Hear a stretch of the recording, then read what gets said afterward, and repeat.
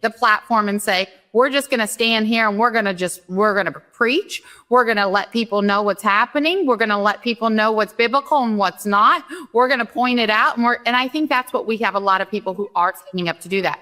But on the other side, as an individual, I recognize that social media doing everything, especially if you're in the public arena, you have to be constantly aware of the information as it's coming in. So I spend more time with Christ. So I start my day with a Bible. I do a Bible lesson with my children. Then I have my afternoon reset with a prayer group. Then I come in at night and I sit down with my kids and we pray and we talk about our highs. We talk about our lows. We talk about Christ so that we can recalibrate. And it becomes a program that we have bought into, that Christ is always at the center of our minds. Christ is always the one that's shaping our image. So what I want to see is that these platforms, things like Culture Crossroad, things like Watchmen Action, they are saying the truth. Because I remember a while back, whenever we had Charlie Kirk here, he said, if you are not producing the information for the kingdom, get off the platforms.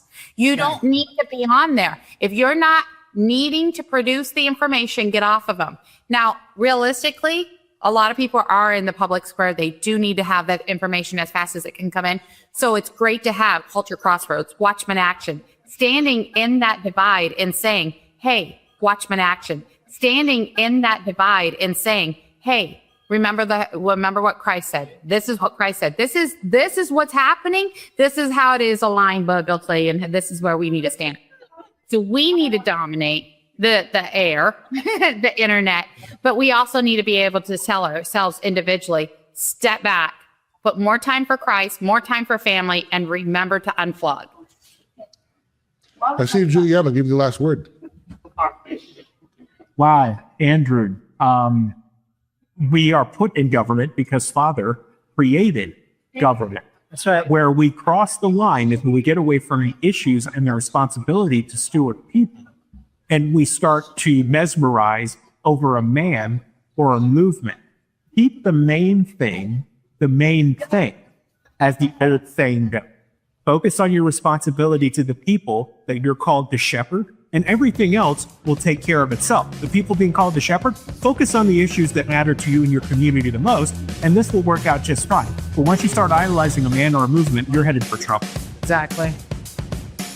All right, that's going to do it for this segment. When we come back, Faith Focus is next, and RC and Juliana are going to give us an update of everything that's going on at the International Christian Film Festival. Stay tuned for that report. You're watching Culture Crossroads. Come on in and experience small-town hospitality and the personalized care that makes car buying a pleasure. We know that every journey starts with the right car. Whether it's school drop-off, weekend road trips, or your daily commute, we have the right vehicle for you and your family. With trusted brands, affordable prices, and a team that treats you like family, finding your next car has never been so easy. We pride ourselves on personal attention and quality service. The Set Motors, where our customers send their friends. And welcome back one more time to Culture Crossroads. It's time for our Faith Focus segment. And today's Faith Focus segment, it's all about the International Christian Film Festival. That is where our friends RC and Juliana are right now live. And what's happening down there at the festival? Well, I tell you, Andrew, this is actually our second week down here because last week we were here for the U.S. Christian Chamber of Commerce convention where we were on stage. Now, that video is actually going to come for folks next week on the show, but we're back again. So the International Christian Film Festival, this is year 14. This festival brings along some of the best actors, musicians, filmmakers, writers that are focused on kingdom-based movies and content all into one place. Now, the event is the brainchild of Marty John Luis. He is an entrepreneur, obviously a strong Christian, and had it put on his spirit that there needed to be a place to not only celebrate the creation of content for believers, but also to showcase it and to bring those people together to see what comes out when you put all of those people together. So it's year 4 for us. The energy here really on what's day 1 is exciting. And as we go on through the week, it's going to get more exciting leading up to the award show that happens Saturday night. So they do the whole red carpet here.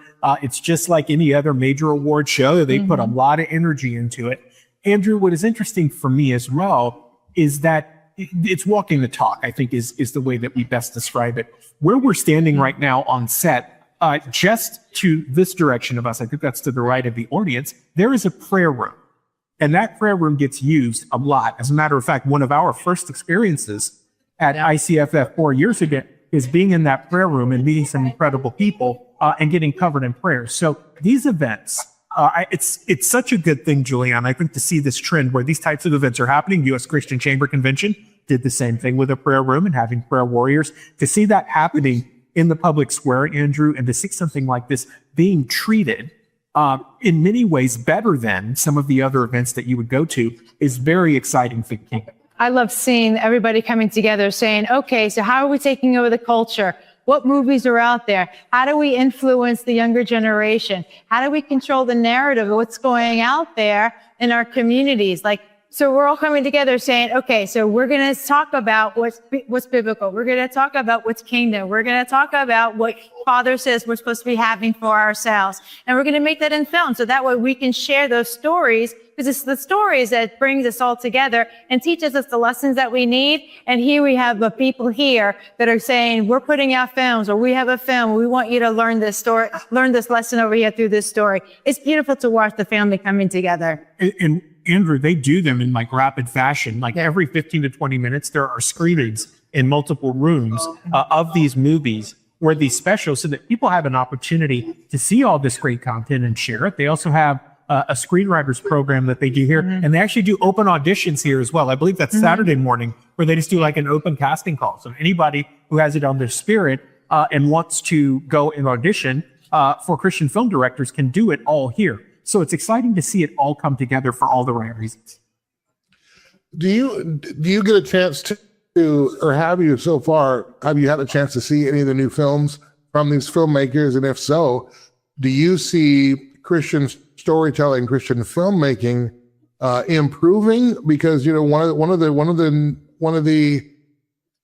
negatives on Christian movies is that it's watered down, it's preachy, everybody ends with a smile, when we're having s'mores and all that kind of stuff. And there's a reality from many of them that aren't there. However, there are reasons for that. And I do know that the filmmakers, the writers, and the cast, certainly they're there to tell a real story, to talk about how, real Christ and real biblical principles through real life. The IRS has collected over $1 billion in past due taxes this year, and they're aggressively targeting more taxpayers. Don't wait until the IRS comes knocking. Our team is here to help you resolve your tax debts before things escalate. Every tax situation is unique, and so is our approach. We fight to lower your tax debt to an amount that you can afford. United Tax Fix. Expert help, personalized service, and the peace of mind you deserve. Call 800-785-5592. He had a good business, solid product, good people. He just couldn't figure out why growth had stalled. Sherloc found the buyers he didn't know were looking. Now he knows exactly where to go next. Learn more at investinanswers.com. If you're on supplemental oxygen, heavy and awkward tanks can be a burden. Now you can leave home and leave the tanks behind with Inogen, portable oxygen therapy that moves with you. With my Inogen, now I'm able to do the things that I've always loved. I just press the button here and there's my oxygen. Inogen systems are so small and light, you're free to leave the house without the hassles of an oxygen tank. I could play golf again. I could go grocery shopping. I'm free again. With the Inogen, I can handle my own oxygen. I can carry my own oxygen. I go anywhere with this. Look how small it is.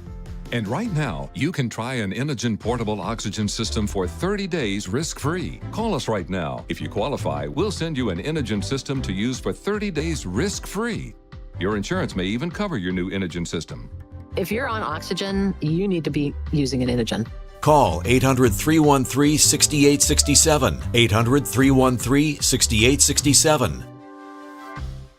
Hey guys, Juliana and I and what we do, so let's be honest. The healthcare system has become a maze of red tape and sky-high costs. That's why we want you to check out Altrua Health Share. That's a community of people helping people. Now, Altrua isn't insurance. It's a faith-based health share. Storytelling. Do you see improved storytelling this year, and has anything stood out to you so far? Andrew, we haven't had a chance to see any yet. We got underground, got set up so that we could do the show, but they're running all around us, and we will catch a couple of them this week. I can tell you that in our experience last year, seeing some of these, is that the quality continues to improve. You know, we actually have built a great relationship with David Hebner, who does the TV series The Last Evangelist. And we were talking about this, and he says, listen, I put the same level of focus on quality as you would get with any Hollywood movie, because if we don't do that, we send the wrong message. We're supposed to be setting the tone for the culture. And really, it's all around us. Now, the audience can see us, but the stuff that's happening all around us, people strive for high quality. As I'm talking to you right now, Marty is walking by us and just fixed something. He's trying to make sure everything is in order and people are able to get to what they need to get to. And that says a lot about us as believers and how we steward what we've been given. You know, we talked about really throughout our show, but on this episode, the church needs to step up. You know, we need to wake up. We need to become engaged, be involved, these kinds of things, that our influence should be felt. Sometimes, actually all the time, I think, you know, story is a universal language. There's a reason why Jesus taught in parables so often. There's a reason why many of the biblical accounts are written in a narrative or a poetic form. And part of that is because we are all fascinated by stories. There's a reason why Hollywood makes as much money as it does, because it's storytelling. Why music is powerful, it's storytelling. What kinds of stories do you think the church needs right now to maybe be motivated, to be re-inspired, to be renewed? If you could be a screenwriter for the next couple of minutes here, what story does the church need to see, hear, be reminded of? So I'm going to say, I think the church needs to be reminded of their relationship with the Holy Spirit, and how having the Holy Spirit with you at all times guides you through life. I think people are really hungry to understand what it means to walk with Christ and have that information. I tell people all the time, I don't know how anybody lives life without the Holy Spirit, because in the morning I'm waking up and it's like, okay, what am I supposed to be doing today? Who am I calling today? What am I wearing today? What am I doing today? It's really important to have that connection. So I think that, you know, if we have a great movie talking about how the Holy Spirit walks in our lives and helps us walk out what Father has called us to do, right? I think that's really important. People need to know what it means to have that best friend around you. Amen to that, Andrew. I would add something else that Juliana talks about a lot is the stories of the Watchmen. Yep. The old school prophets don't really get told. And it's interesting because if people go back and read scriptures, they'll see that all those prophets prayed in exactly the same way. And those stories are so critical in scripture to understanding and knowing Jesus, right? Knowing Christ and knowing everything that happened around it, because those prophets all prophesied over the fact that was going to happen. And there are a ton of lessons in there on how to be in obedience. So understanding the Holy Spirit and that it's with you, and helping people to understand that and connect those dots, and telling the stories of the old school prophets is huge. Those are huge opportunities. Yeah. You know, it's not that the world is short on content. It's short on truth, really. You know, we're certainly certainly don't have a shortage of outrage, but we are in a deficit of holiness. And we have plenty of platforms, but we don't have enough witnesses, you know? And so, yeah, I think we should talk about, you know, all the political things that we've talked about on the program, the cultural things, the stories, and we should confront surveillance. We should confront political violence. We should ask whether our parties still represent us. But I think, especially believers, this is one area where we can step up. It doesn't have to be specifically in a political realm. God has given us many gifts to be able to tell his story through our lives. We can build, we can create, we can sing, we can write, we can film, we can disciple, we can tell better stories than the world can, because darkness won't win just because the light is small. The only way darkness wins is if we refuse to shine our light at all. And I think that's really the message of today's program. And wherever we are, let's be that shining city on a hill. Let's be that light, because the darkness will flee if we'll be bold enough and obedient enough to follow Christ and let our light shine. That's going to do it for today's program. We want to thank Valerie Wirtz and, of course, R.C. Williams, Juliet Romand, as always. And thank you for being with us on this program. Remember, it's the truth that sets us free, and the truth will keep us free. Until next time, so long, John 1:5.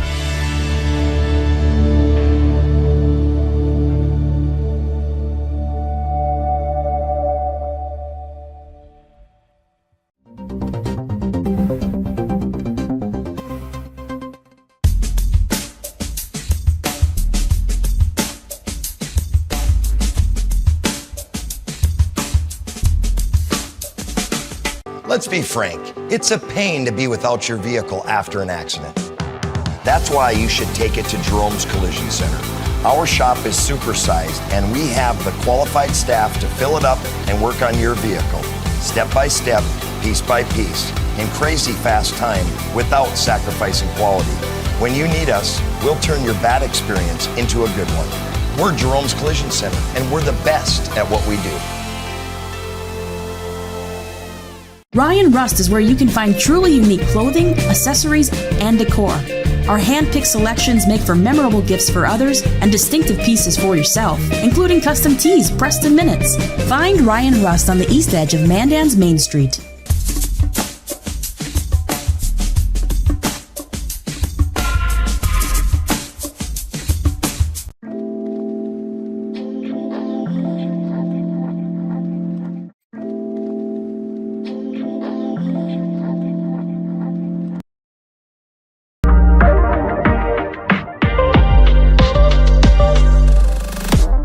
And welcome back to another edition of the Watchmen Brief. Juliana Ormond and our guest Cameron McGill will join me shortly. This week's edition is brought to you by goldback.com.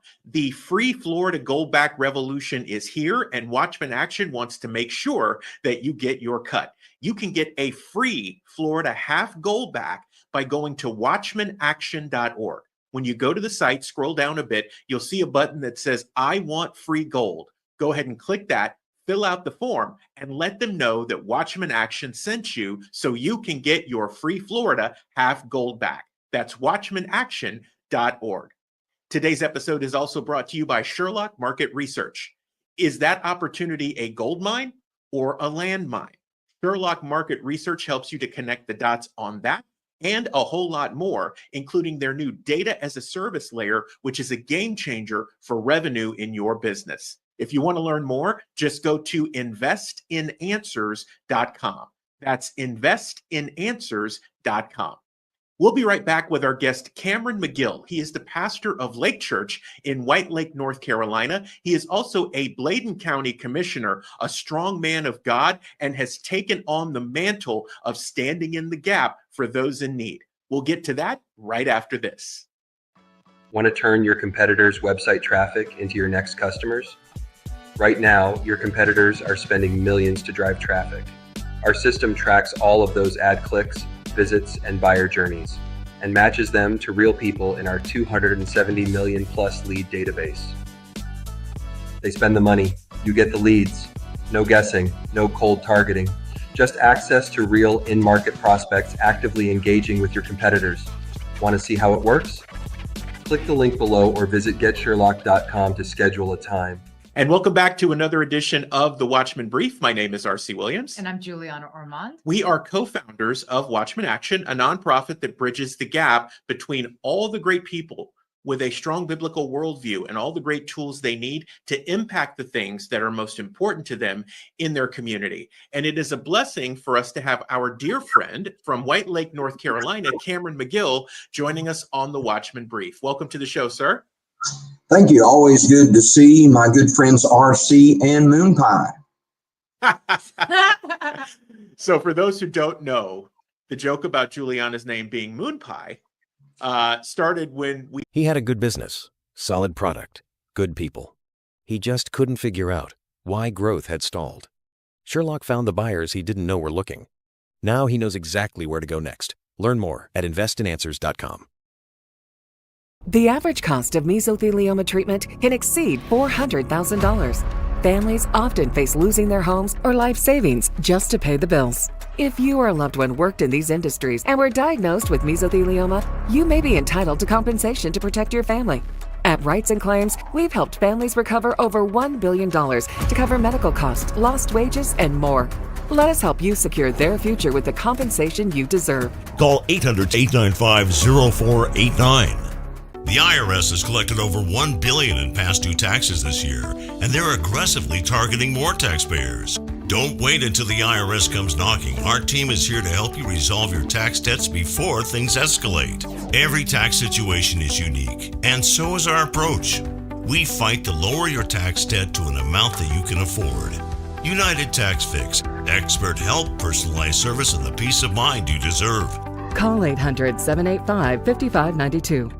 Most growing businesses are making seven-figure decisions on gut feel and assumptions. The biggest companies in the world don't operate that way. Neither should you. Sherlock gives you market intelligence they pay six figures for. We find your buyers before your competitors do.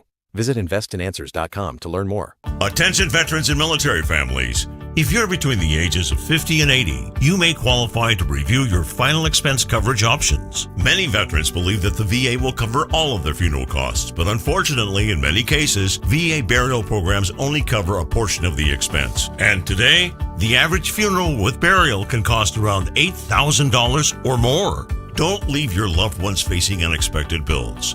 Right now, Life Care is helping veterans. We had very early on come up to White Lake, thanks to our mutual friend Claudia, to visit with you. And you made the comment that, RC Cola and a moon pie is a thing. And it's stuck. And it's stuck. It's stuck.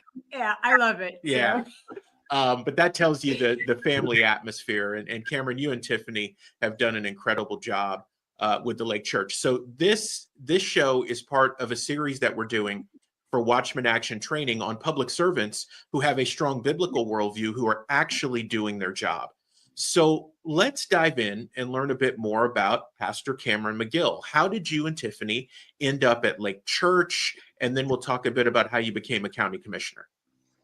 Sure. So I've been in the ministry and been married 30 years this year. Came to Bladen County in October of 2000 to pastor a rural Southern Baptist church. I thought we'd stay here a couple of years, get some experience under our belt and move on. And God had a bigger plan than we did. So this place became home. We served in that traditional church for 18 years. Along the way, we ended up planting a second campus of our church in a resort community 20 minutes away in what is now White Lake, and the Lake Church, of course. We have a Christian camp. We have our plate full. We have plenty to do. But as we became more aware of really the fact that we have a responsibility as Christians, but also a civic responsibility to be a part of our community in many ways. And one of those ways for our story was to be a public servant. So I go back 2019, we had an invitation to go to tour Israel with Dan Forrest and his wife Alice. They were lieutenant governor at that point, running for governor. We were desperately hoping they'd be the next governor of North Carolina. But anyway, while in Israel, we were challenged to pray for those in authority, to consider running for office, to consider endorsing the most biblical candidates. And we thought, well, that makes a lot of sense. And I have, my background, even as a teenager, I helped with some campaigns, and, my office is decorated even now with Ronald Reagan memorabilia. He was my hero growing up. I drive a Jeep every day, just like he drove literally.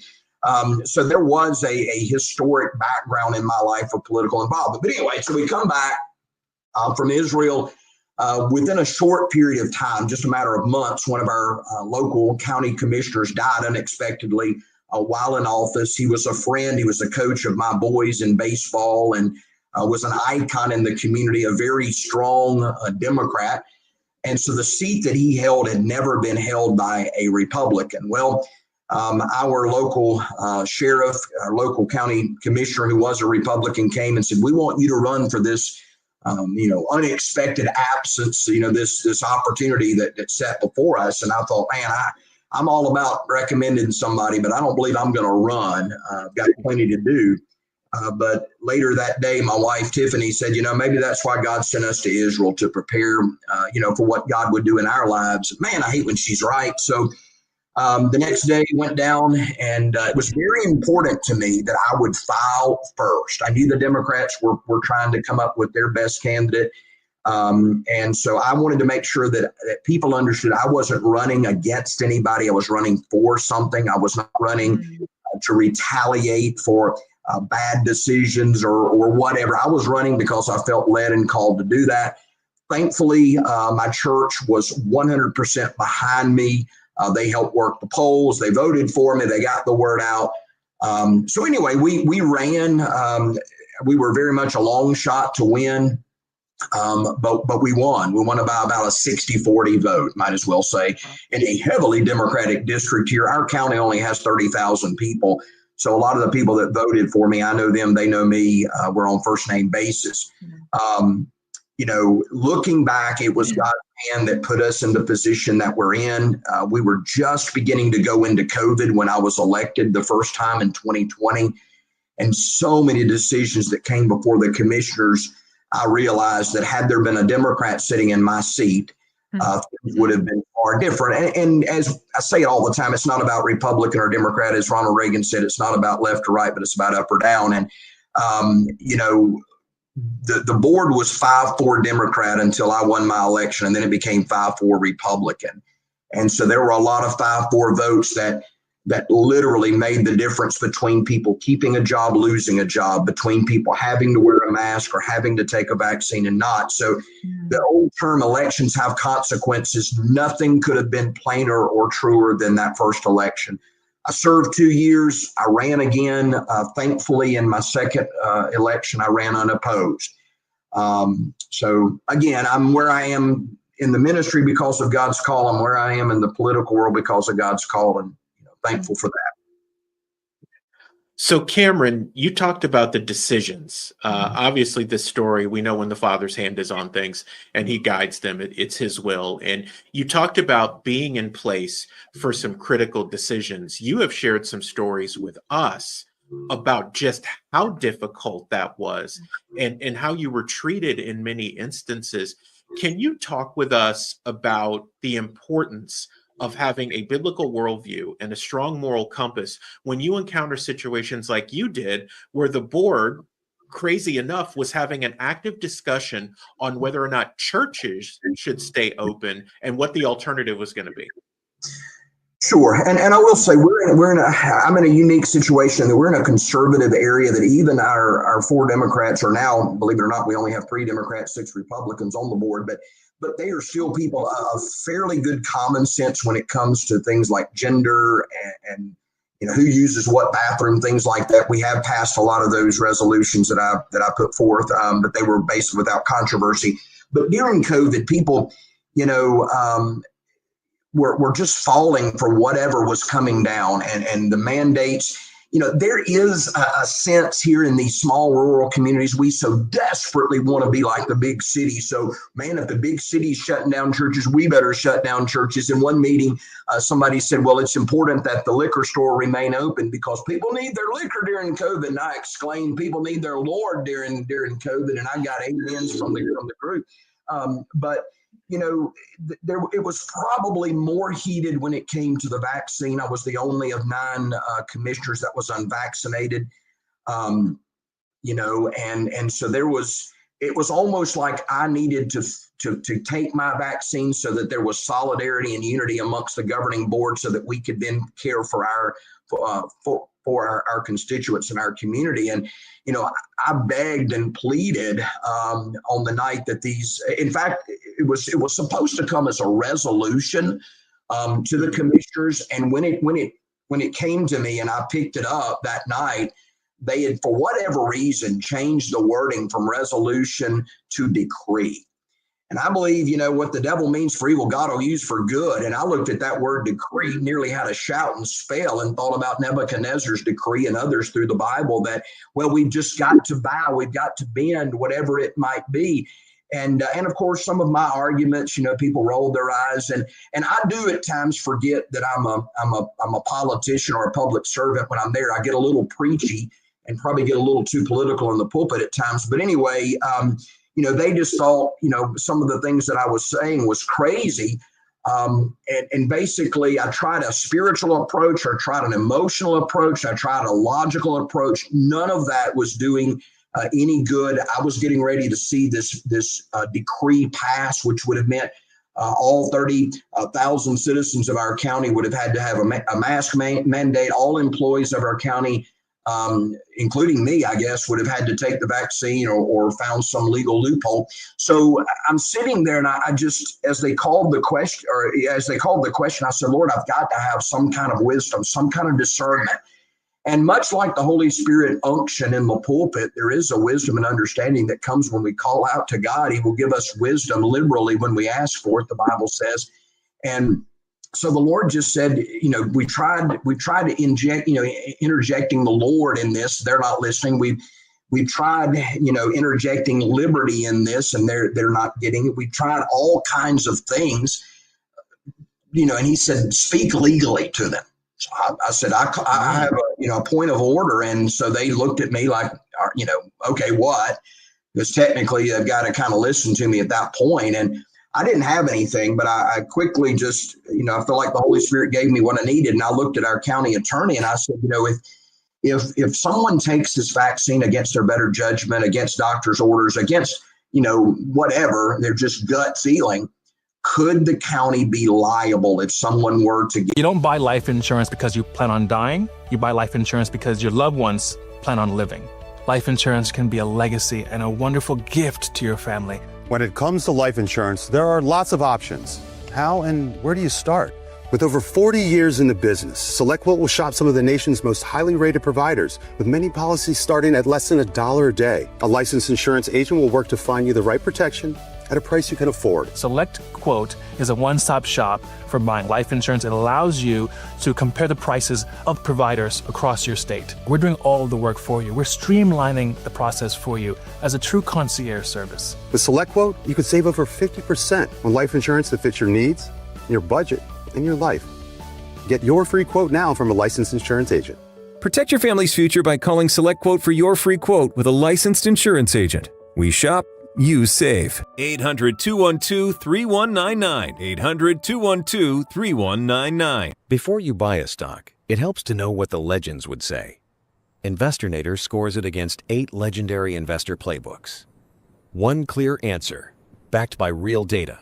Investornator.com.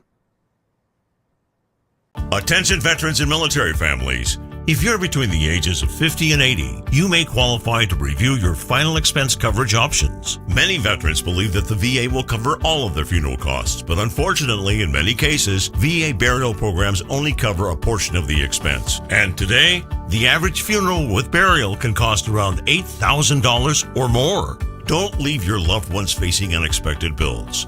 Right now, LifeCare is helping veterans and their families learn about final expense insurance options that may help cover funeral costs, medical bills, and other end-of-life expenses. With a quick call, you can find out if you qualify for affordable whole life insurance designed to help protect your family from these costs. In many cases, at this point, we're just beginning to hear about pericarditis and blood clots and strokes and heart attacks and all kind of things that at that point, if you said, if you take the COVID vaccine, you might have a reaction. People thought you were anti-vax and they wanted you to be, tarred and feathered and run out of town. But because of that legal question, our commissioners looked at him, and he, being a very conservative guy, our lawyer said, absolutely, it puts us in a position of liable.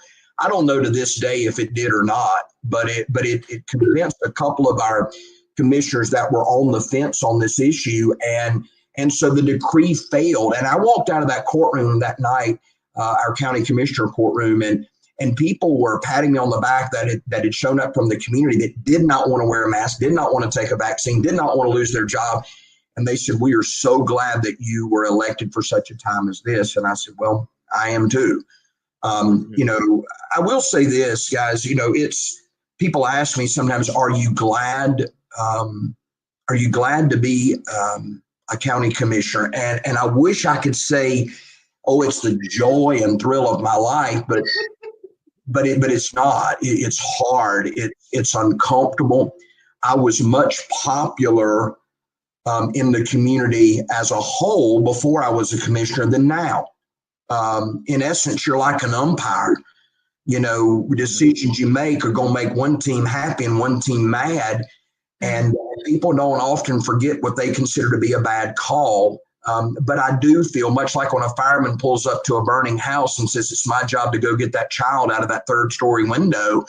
You realize that for such a time as this, God has put us in the fire. And so I'm up for re-election 2026. And there's part of me that thinks, man, I wished I could find a better candidate to recommend. I would get behind them, support them, help them to get elected. But until that person comes along that I feel, then I guess we'll keep doing, what we're doing. And, my call, I've had people come and say, you need to run for this office or that office. And if the Lord should say to do it, we probably would. But at this point, I've been called to pastor in a small town. Our town has no stoplight, about 500 year-round citizens who've been here. And I feel like I've been called to the political world in a small, place where I can make a bigger impact. I make votes that determine how much people's paycheck is going to be if they're a sheriff's deputy. I don't see myself, in DC or even in Raleigh. So I'd encourage people that may watch this video, if you probably can be more effective as the new school board member than you can be to be the next governor. I mean, literally, it's amazing the impact you can have in people's daily lives. So I read an amazing book called The Unfair Advantage. And in conclusion, it basically says we have the unfair advantage as Christians to have the Holy Spirit to guide us in what it is that we need to be doing. So I love the fact that you spoke to my audience. I would like for you to speak specifically to pastors and what does it mean for them to rise up and do what's they're being called to do to protect the sheep. Sure. And I think first off is to acknowledge not all pastors are called to be, politicians. Not all are called to be involved in the, public arena, maybe. And so you can't force it. You can't put a square peg in a round hole. If God's not calling you to do it, don't jump into the deep end if you can't swim and expect him just to throw you a life vest. Make sure it's a call of God. Make sure, that your family, whatever that looks like, is behind you. You do not need that battle at home. I would say make sure that your church, whether they endorse you, at least make sure they embrace you doing this. And the reason I say that, and every pastor's in a different church. Some churches you have to get permission, to change the light bulb, and others you run in the show.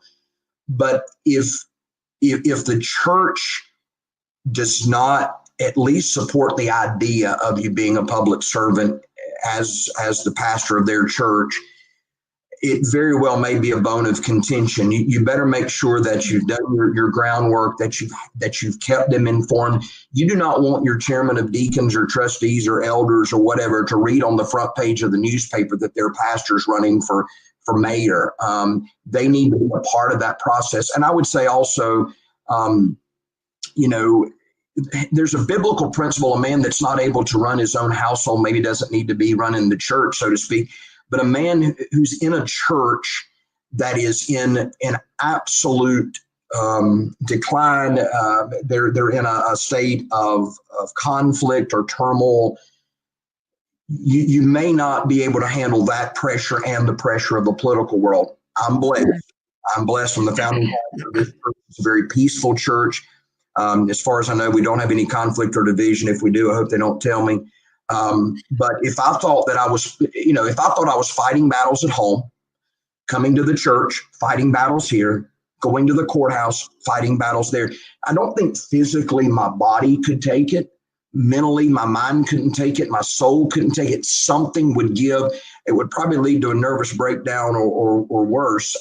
So I think it serving as a public servant in the political world as a pastor is a very unique, maybe paradox is the right word, maybe not. At least it's a unique dynamic.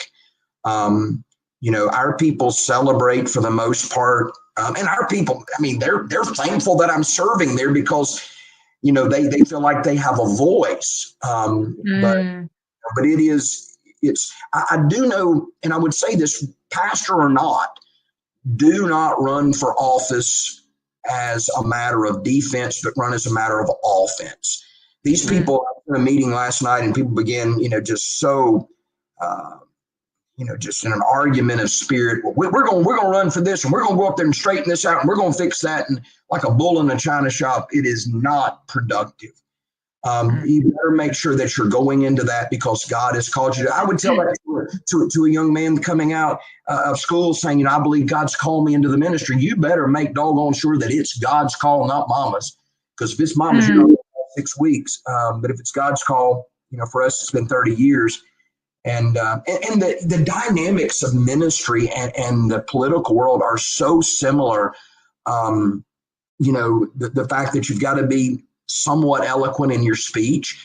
You've got to be, persuasive in your argumentative nature. There needs to be some charisma that people will listen and follow where you lead. A sense of discernment. You mentioned it. And it is, it's obvious when you get into some meetings that, that not everybody sitting around the table is coming with the same indwelling power and presence of the Holy Spirit. And that's why things don't click and don't make sense. And that's true in the church or in the political world. I'll say this to pastors, and then I probably will call him this afternoon because it's really on my heart. But you guys know that some of our traveling back in the years was with Michael Watley. Spent a lot of time with him. And one of the things that Mike would say was that politicians seldom get better with time. They typically get bitter with time. May I say to you, that is the true testimony of many ministers. Rather than getting better with time, they get bitter with time. When they're young, they're so, just like ready to charge hell with a water pistol. And when they get a little bit older, they're just looking at their 401k saying, when can I get out of this?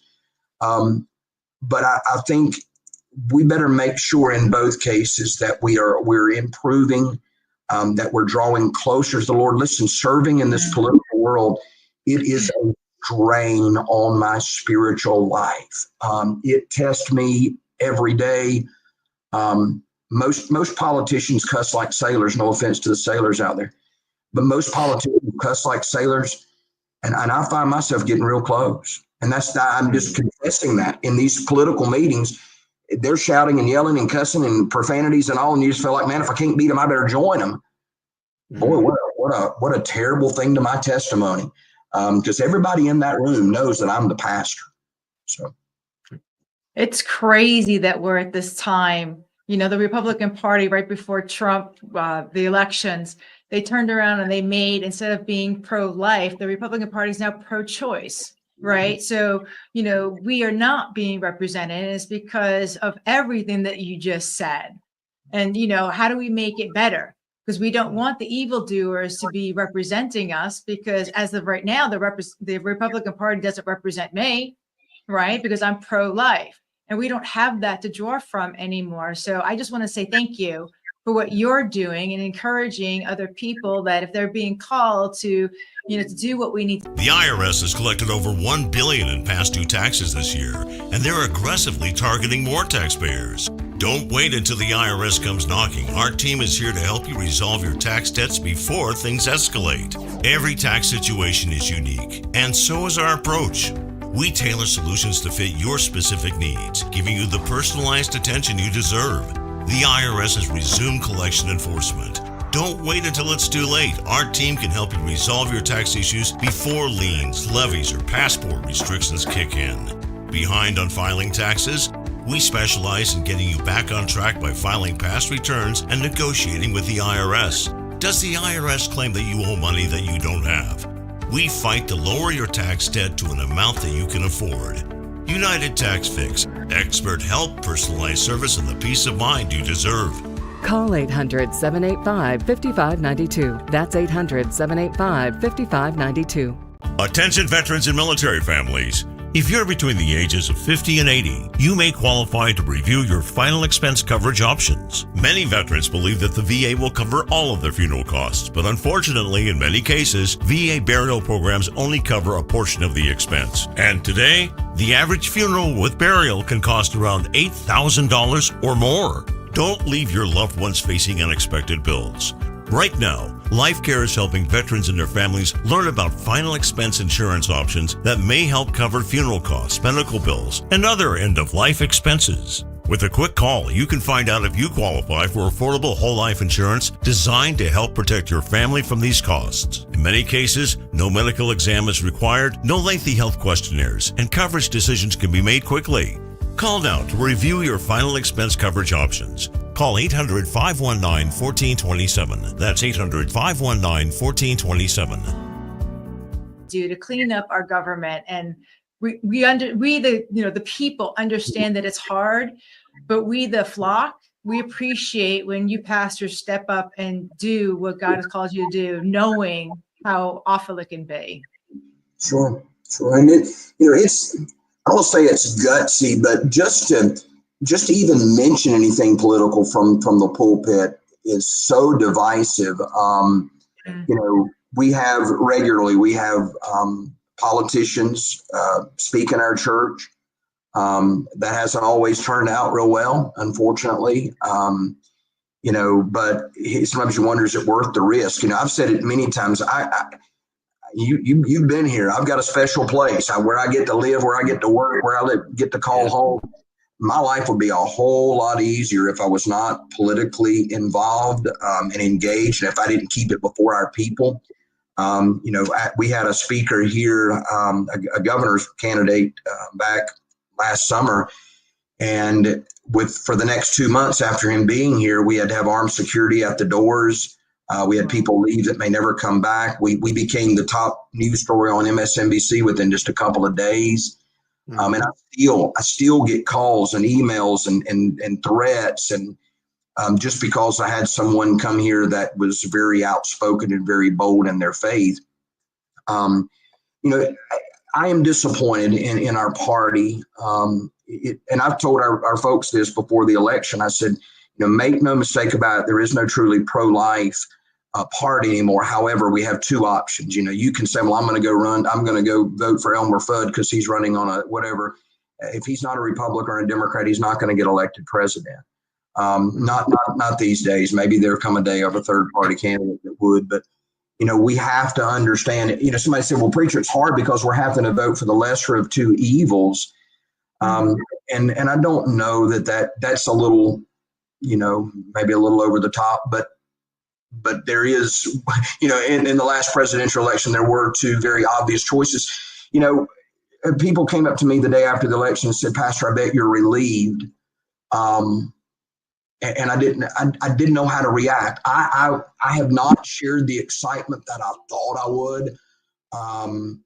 I am burdened for President Trump. I'm burdened for his cabinet. It's, some of his picks I think have been the right ones, some not.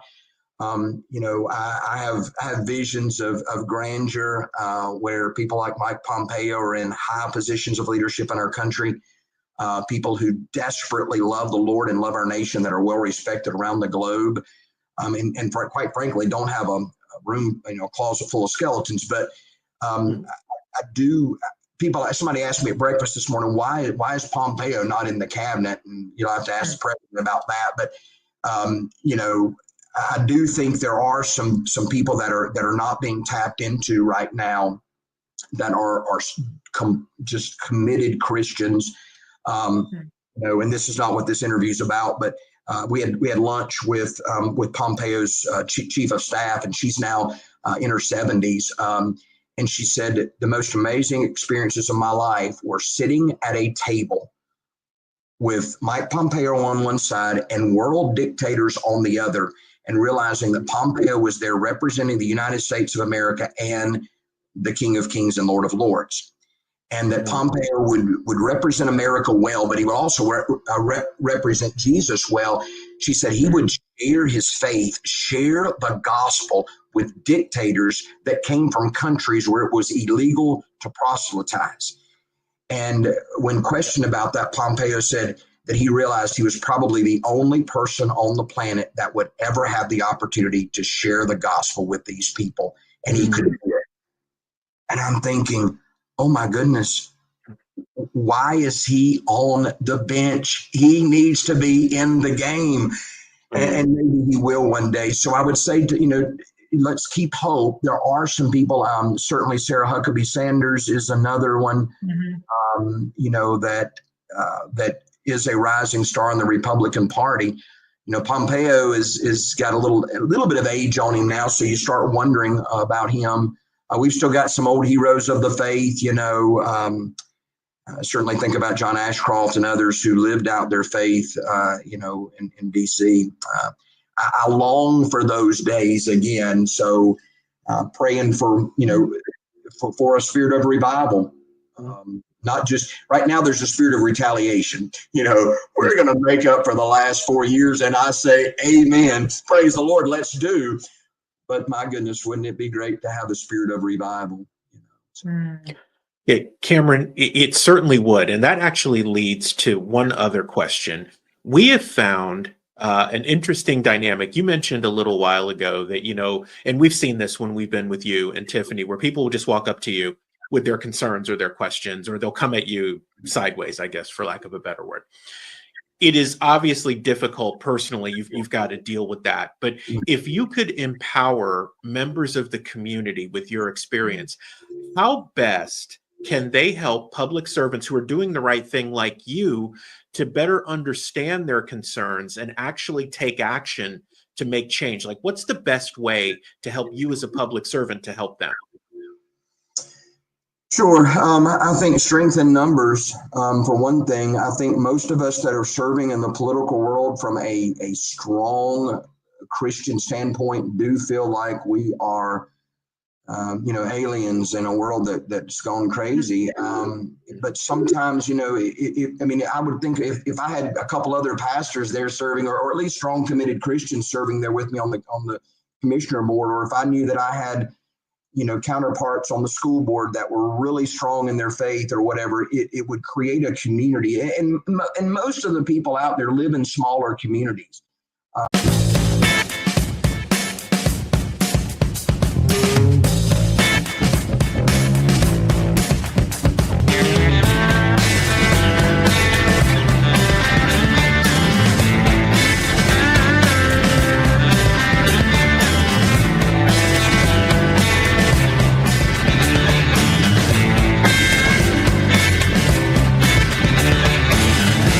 Hello again, friends, and welcome to another episode of Culture Crossroads. I'm Andrew Southwick.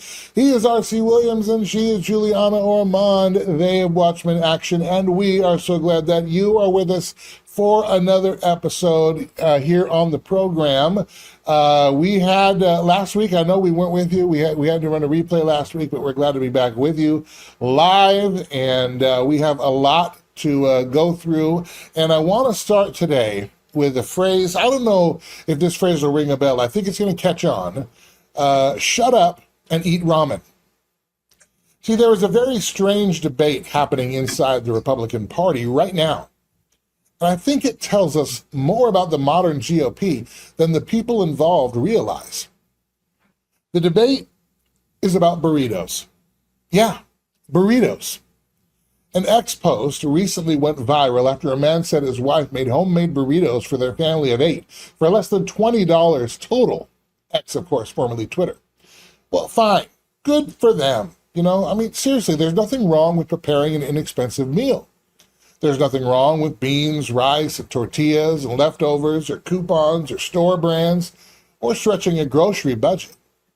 Most working families already do those things, and that's what makes the lecture so insulting.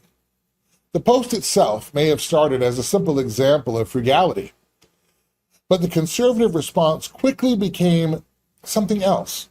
It became another sermon from the political elites about how ordinary Americans should live. The message was no longer, here's an affordable recipe. The message became, stop complaining if you cannot feed your family for $20. You're irresponsible. See, you're spoiled. You are lazy. You expect too much.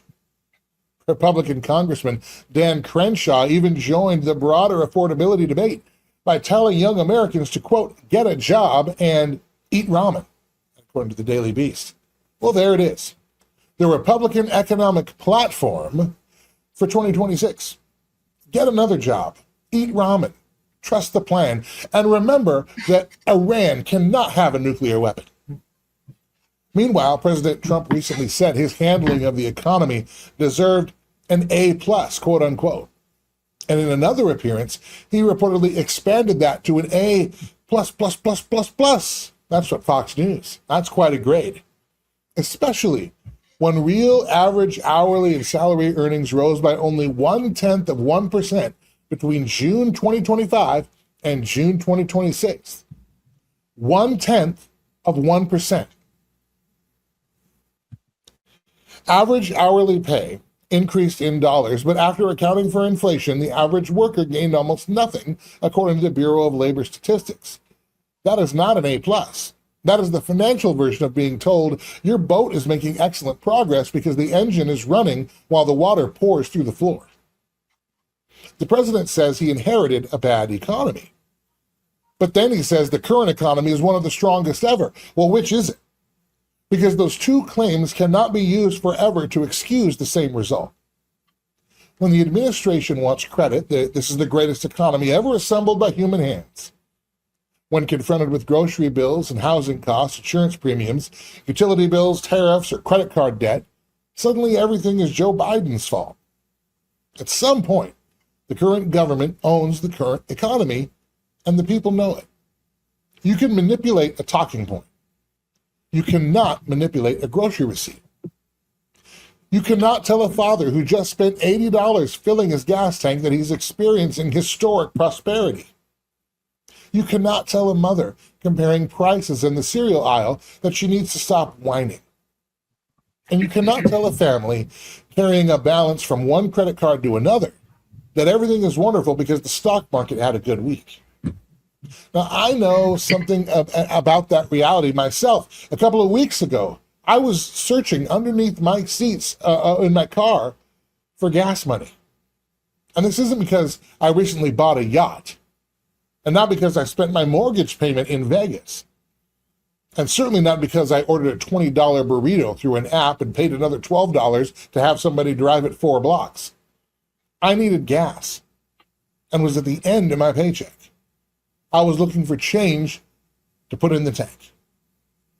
So when wealthy commentators tell working Americans to stop complaining and eat beans, rice, or ramen, I bet I take that a little personally. Because Americans are already tightening their belts. And the belt is running out of holes. Many people now are working 2 jobs. Some work 3. They freelance. They deliver food. They pick up extra shifts. They sell things online. They drive aging cars because a new payment would break the budget. We postpone dental work. We avoid the doctor for a variety of reasons. We cancel our subscriptions. We buy generic food. We skip vacations. We're already doing the things that these Republican elites are accusing us of refusing to do. And yet, we still fall behind. Because you cannot budget your way out of a currency that is constantly losing purchasing power. And you cannot coupon your way out of federal fiscal insanity. You cannot brown bag lunch your way through nearly $40 trillion in government debt. And to understand why families feel trapped, we need to understand what has happened to inflation, wages, and the value of the dollar. Okay, so stick with me here. At the end of World War II, America experienced a sharp inflation shock.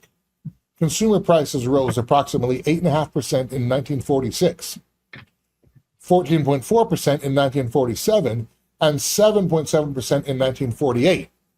As wartime price controls disappeared and pent-up consumer demand collided with shortages. But that spike did not become permanent. Inflation dropped dramatically by the end of the decade and generally remained between 0 and approximately 3% through most of the 1950s and early 1960s. More importantly, workers participated in the country's economic growth. Between 1948 and 1973, American productivity nearly doubled.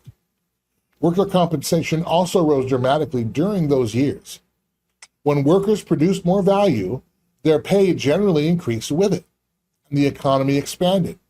The worker's standard of living then expanded with it. A single income could more realistically support a family. A starter home was not an asset class reserved for institutional investors. Health insurance was not a second mortgage. And buying groceries didn't require a debate over whether your children really needed fruit this week.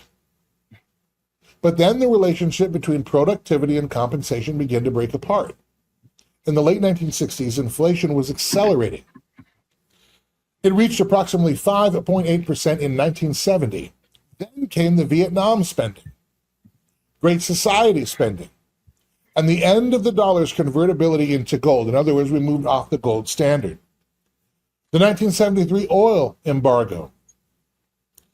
There was another oil shock near the end of the decade. Loose fiscal policy, loose monetary policy, and Washington's recurring belief that it could spend without consequences. Inflation reached 11% in 1974, and it climbed above 11% again in 1979. Then it reached approximately 13.5% in 1980. Prices more than doubled during the 1970s. Something costing $100 at the beginning of the decade cost roughly $212 by 1980. Then the Federal Reserve Chairman, Paul Volcker, crushed inflation with extraordinarily high interest rates. The federal funds rate approached 20%. Mortgage rates soared. Businesses failed. Construction stalled. And unemployment peaked at 10.8% in late 1982. Inflation then eventually fell to approximately 3.2% in 1983. But American workers paid a brutal price for Washington's previous failures. The 1980s and 1990s looked calmer by comparison. Inflation averaged approximately 5.5% during the rest of the 80s, although much of that was concentrated near the beginning of the decade. During the 90s, annual inflation averaged closer to 3%. During the 2000s, it averaged roughly 2.6%. But even quote-unquote low inflation compounds. Okay? At 3% annual inflation, the purchasing power of a dollar is cut roughly in half within 24 years. At 2%, it's cut in half in about 35 years. Inflation doesn't need to arrive like a hurricane. It can destroy purchasing power like termites eat away at a house, quietly, constantly, and $1 at a time. While American productivity continued rising after the 1970s, worker compensation no longer kept the same pace. One widely cited analysis found that from 1979 through 2019, net productivity increased by nearly 60%, while typical worker compensation increased by only 16%. Workers kept producing more, businesses kept generating more, the economy kept getting larger, but the typical employee received a much smaller share of that growth. Then came the 2008 financial crisis. The housing market collapsed. Banks nearly froze. Washington responded then with bailouts, stimulus spending, and near zero interest rates, massive Federal Reserve intervention. Consumer inflation remained relatively subdued for much of the following decade. Asset inflation did not. Stocks climbed, housing prices climbed. Cheap money benefited people who already owned substantial assets. Young workers and middle-income families trying to purchase those assets were forced to chase the prices higher. Then came 2020. Congress, the Federal Reserve, poured trillions of borrowed and newly created dollars, i.e. printed dollars, into an economy where businesses were closed, production was constrained, and supply chains were breaking down. Inflation averaged about 1.2% in 2020. It then jumped to about 4.7% in 2021. It averaged roughly 8% in 2022. At its monthly peak in June of 2022, year-over-year inflation reached 9.1%. Food prices rose by more than 10% over the preceding year. Gasoline increased by nearly 60%. Electricity rose by more than 13%. Housing costs kept climbing even after gasoline prices moderated. And here is the trick politicians use. They say inflation came down, but that doesn't mean prices came down. It means prices continued rising more slowly. A grocery item that increased from $40 to $60 doesn't return to $40 because inflation fell. It will simply rise from $60 to $62. The higher price becomes the new starting point.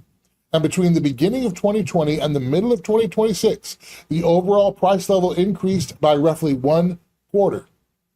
Something that cost $80 at the beginning of 2020 now costs around $100. And a $100 grocery run became approximately $125. A $400 monthly expense became roughly $500. And that increase is now baked into the family budget. Now, to be fair, wages increased too, but timing matters. Workers received many of those raises after prices had already started accelerating. In early 2022, real average weekly earnings were falling by approximately 3% year over year. Workers were receiving more dollars, but those dollars purchased less. And the latest figure shows how little breathing room workers are gaining now. Average private sector hourly earnings increased from $36.36 in June of 2025 to $37.64 in June 2026. That sounds like progress. But after accounting for inflation, real average hourly earnings increased by only 0.1%, and that according to the Bureau of Labor Statistics. 0.1%. That's not a comeback. Not a golden age. That is an economy running at full speed to move 6 inches. Now zoom out.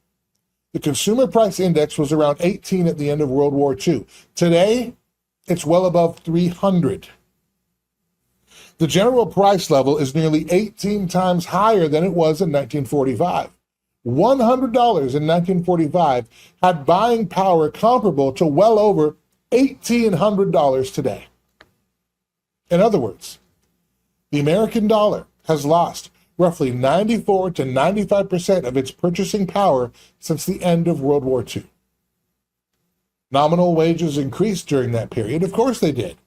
But nominal dollars are not the same as economic security. The number printed on your paycheck can increase while the life that paycheck buys becomes smaller. Housing consumes more. Insurance consumes more. Food consumes more. Transportation consumes more. Healthcare consumes more. Childcare consumes more. Taxes consume more.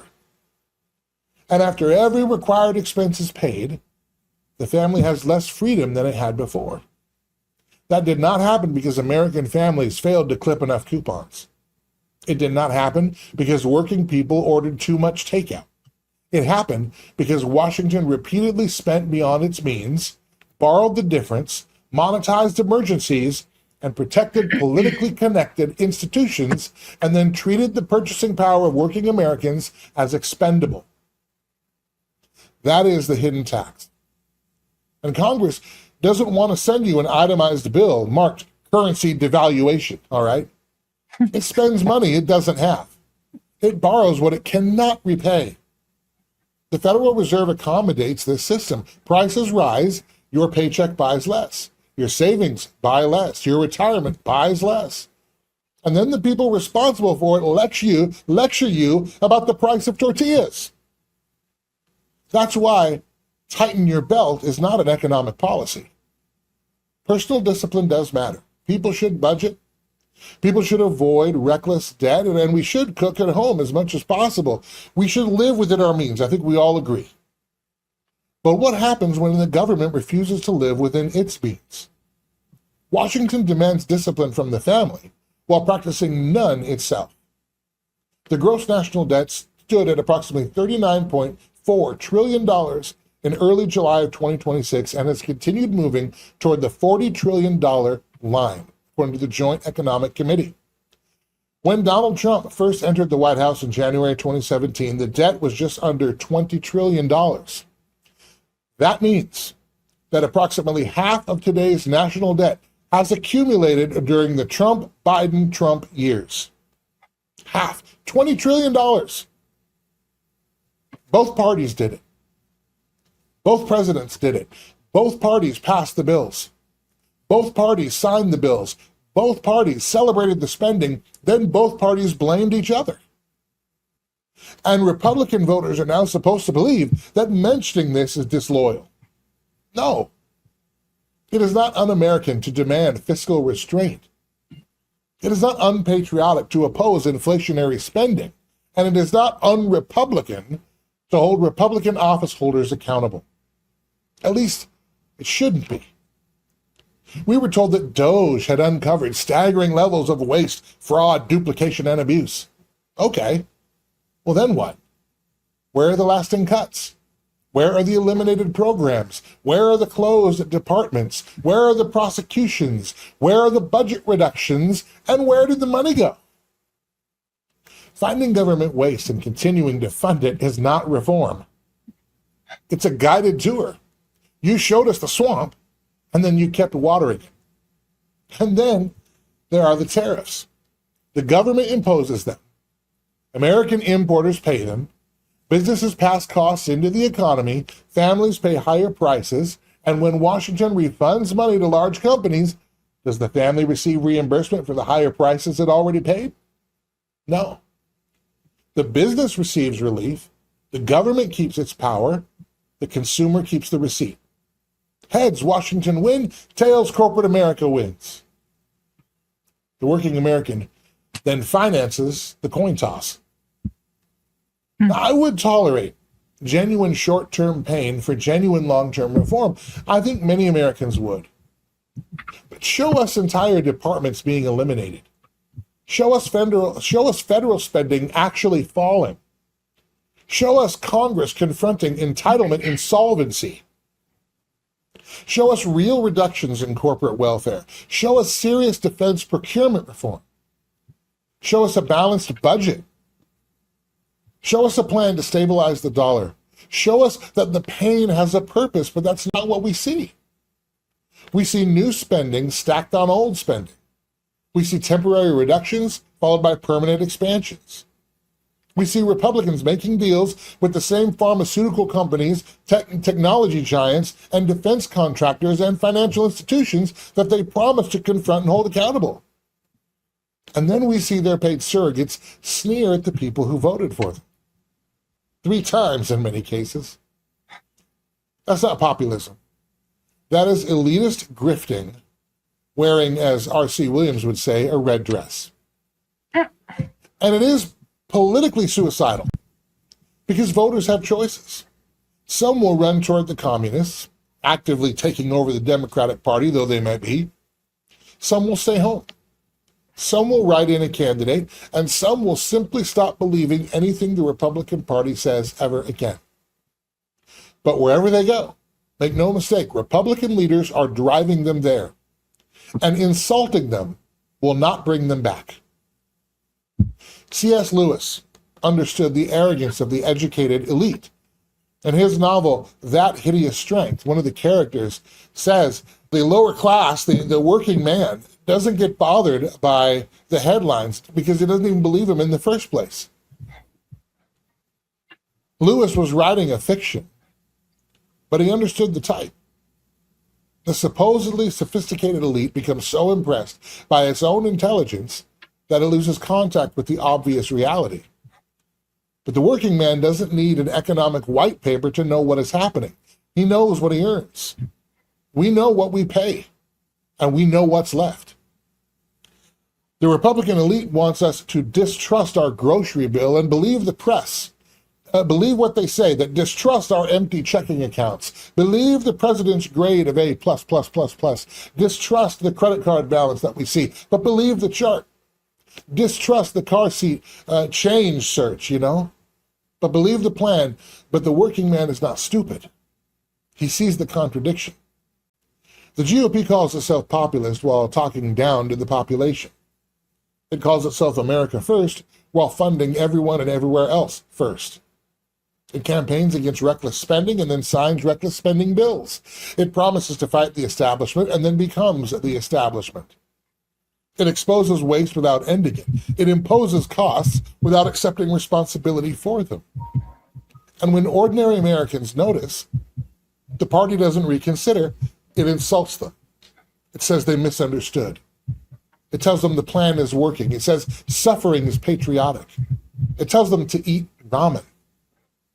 That's not compassion. That is not accountability. And it is not conservatism. It is political narcissism.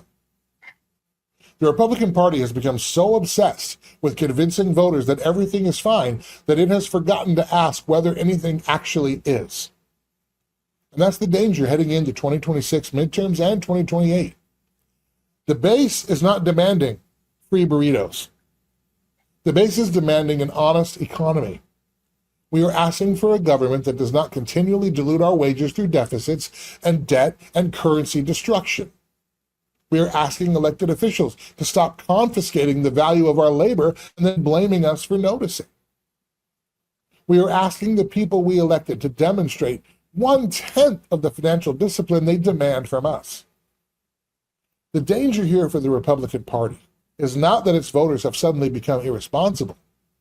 The danger is that its voters have finally become observant. Because you can survive politically an angry base. You can negotiate with a disappointed base. But once your base starts openly laughing at your excuses, you're finished. And right now, Americans are looking at nearly $40 trillion in debt, an A-plus economy they cannot afford to live in, and a Republican Party lecturing them to go eat burritos and ramen. The GOP thinks voters need a better budget.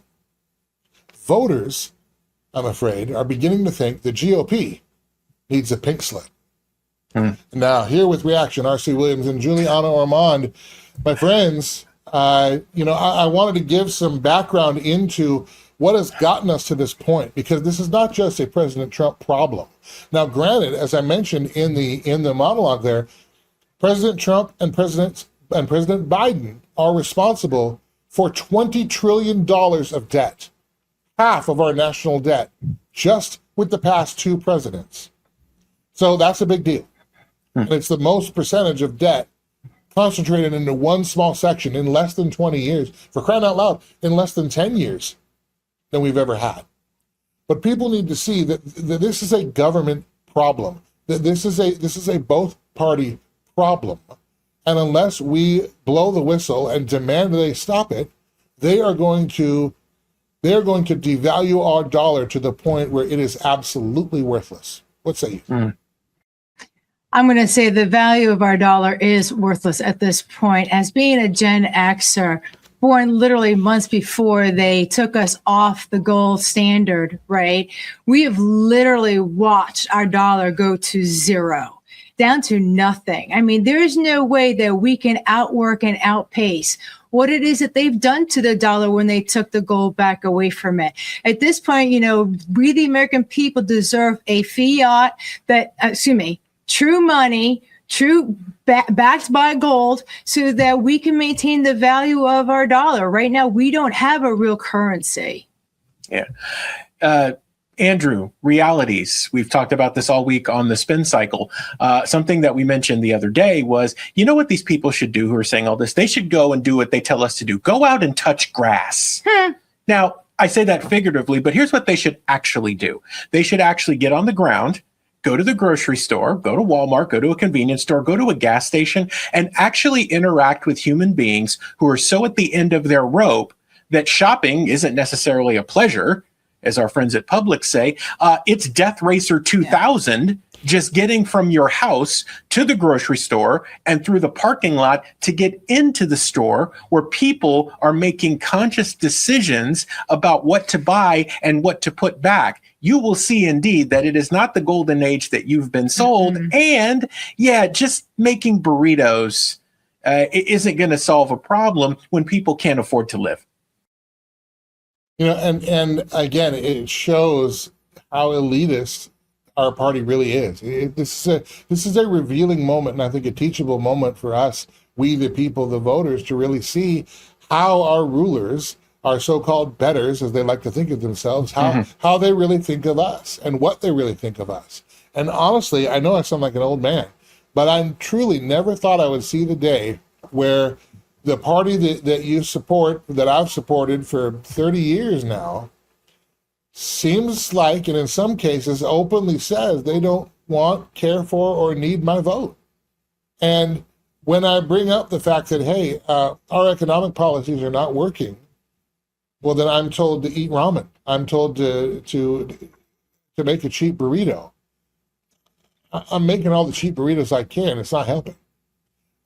You work 1, 2, 3 jobs, multiple income streams. It still is not keeping pace. Maybe because we have borrowed $20 trillion over the past 10 years. And you don't think that's going to continue? Because President Trump can say all he wants that he inherited this economy from Biden. He did start this economy. That started with President Trump. Biden continued it and exacerbated it. But Trump continued it as well. We're above the Biden era level spending. So we're not turning this around. We're not stopping any of this. But what we can't turn around then and browbeat and lecture and shame our fellow conservative voters, Republican voters, maybe libertarian, or maybe even some blue dog Democrat voters who just want the madness to stop. And listen, we have spent so much, $40 trillion. It's, what are we at? About a year or two, maybe, until the interest on our debt becomes our primary expenditure. Where we're just paying interest. We're not even making headway on the actual debt itself. But it's not even really our debt. That's the thing that's like upsetting me. Like, we the people, we're allowing the government to give our money to other countries and do what they're doing with our monies. I mean, when we pay our taxes, that money goes to the International Monetary Fund, and then they decide where our monies are going. It's not even inside the United States of America for our people to use our tax money to help our people. We're spending money overseas and stuff like that. Come on, this is everything that's happening with all this money and whatnot. This is not fair, because we're not the ones that are saying that we want to have this happen. This whole inflation and everything that's happening, this is beyond. This is so not fair. Andrew, go ahead. If you like your golden age, you can keep your golden age. No. Oh my goodness. Just saying. You're correct. Juliana disagrees with you pretty sharply there, from what I heard. I did. Man. Oh my goodness. So true. But you know what? We do need to figure out how to tie the hands of government. I'm not sure when or where down the line we can do that, because as much as we tighten our own belts in our own homes, we can't do anything about their tax and spend, because they just do it, and they do it to us. And by the time we're able to catch up to anything, we're already another 20 trillion in the hole.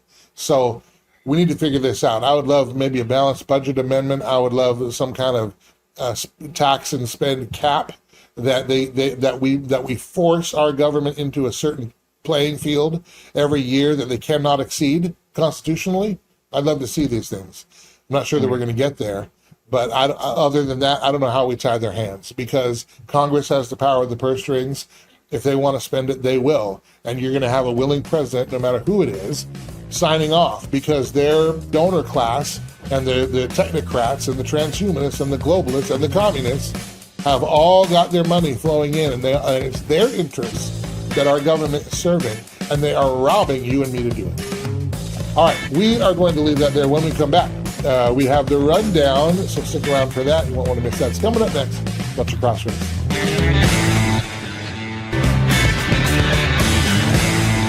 And welcome back to Culture Crossroads. It's time for the rundown. All the news and notes you need to know in no particular order. And my friends RC and Juliana, they have procured a series of stories for us here. I want to bring the first one on to the screen here. And this first one, big AI is not waiting for your vote. It's buying the politicians who will write its rules. RC and Juliana, tell us the story.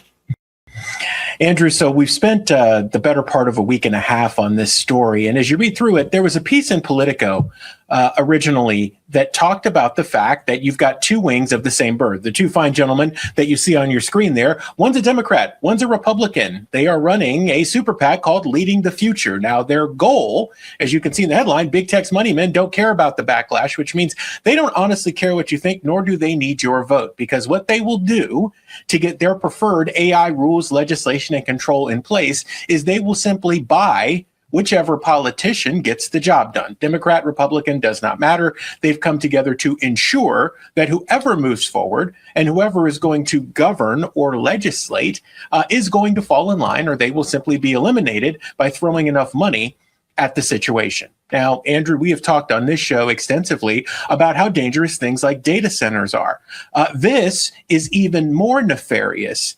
The goal being is that they ultimately want to eliminate any competition so that legislation can be written so that they can do what they want. Now, we have said in the past, but I will say it again because it's worth saying, none of the things where big anything has written the legislation have been good for you. In modern history, the Patriot Act. After 9/11, we needed to be safe. So what happened? Big defense, big weapons, all those people got together and they wrote the Patriot Act. Interestingly enough for you, within the Patriot Act, Section 702, which allows for warrantless spying, still seems to get re-upped by Congress every year. And you ask why? Because it's not really necessary. Well, because the war machine must be fed. Fast forward a bit, your favorite, the Affordable Care Act. You know, Nancy Pelosi saying you got to pass it before you can see what's in it. Well, guess who wrote that bill? Big healthcare, big pharma wrote that bill in their favor, turned out to just be a total tax, and now it's completely unaffordable and it's destroyed everything, and Republicans have chosen not to repeal it. Now you look at today. The AI oligarchs, tech bros, call them what you want, the money men say, hey, listen, states having a moratorium on AI is mission critical. The White House pushed that, including to our Speaker of the House in Florida, Daniel Perez, who by doing the job, so to speak, got himself an ambassadorship to Brazil, but I digress. Right? Hey, states legislating is going to cause a problem at the federal level. We need a framework so everybody can be safe and we can get our stuff through. Oh, did I say that out loud? Yes. So that's their plan. So here's the question to ask yourself. Who do you think is going to write that legislation at the end of the day? Big tech, guess what? Their interests don't align with your interests. And Andrew, really, that's the genesis of our piece. One other interesting thing is that the two fine gentlemen you saw on the screen there, which I say sarcastically, have said that this is a battle between David and Goliath. So just let me be clear. The Goliath in this battle is you and me and Juliana and parents and teachers and people who work hard and people who protest against AI data centers and government overreach. They're Goliath. And the super wealthy guys that are in that piece are David. Interesting times, I think. Now, I see, if I'm hearing you correctly, this is another step in really rendering the Constitution null and void. One of my criticisms for, again, government in general has been we keep finding ways to end around the Constitution. We find Congress itself renders itself irrelevant and impotent, where the only thing they pass are spending bills because they know how to, they've rigged the game that way, or they know how to play the game, and so they don't actually pass meaningful legislation. They just jam it into must-pass spending bills, and away we go. But they don't actually deal with anything. I mean, that is technically constitutional because it's within the framework, so it's legal, but you know it's not ethical. And they can't get away, and the things they can't get away with, they look at NGOs to do for them. When we saw, they said that in COVID, when they couldn't, the government themselves couldn't enforce the tyranny, so they asked the private businesses and the schools and the hospitals and the amusement parks and the shopping centers and the grocery stores to do it for them. And then all of a sudden, you can't get a doctor appointment, you can't go grocery shopping, you can't participate in daily life and daily economy unless you do what they say. But of course, you were never forced to do it. So if I'm hearing you correctly, now we're getting around our own representatives writing this legislation and then having to answer to their constituents for that, and we're figuring out a way to outsource it to the donor class. Is that accurate? That is accurate, Andrew. For the last 3 years, we have reported on this exact thing happening when the oligarchs get a hold of you, and ultimately they'll use their money and their leverage to get what they want. If you let them get a hold of you, they will simply throw enough money at this thing to make it work. And when the sitting president of the United States is on worldwide television promoting the fact that data centers will be good for your neighborhood, you understand just how serious this is. Well, speaking of people buying our elections and buying our country, let me bring this story here that you also brought with us. This is Tony Saruga on X, the Soros Empire's $103 million hostile takeover of America, and nobody is talking about it. As you can see here, the post says 90 days to the midterms, and the Soros family just dropped $103 million to reshape America. And here's what they're buying and why it should terrify you.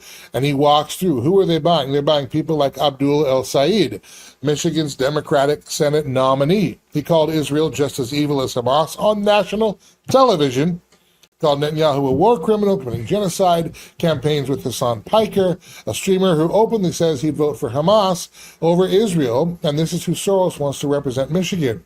They're funding James Tallarico, the Texas Senate nominee, who famously declared that God is non-binary. He is anything but a Christian, I can promise you that.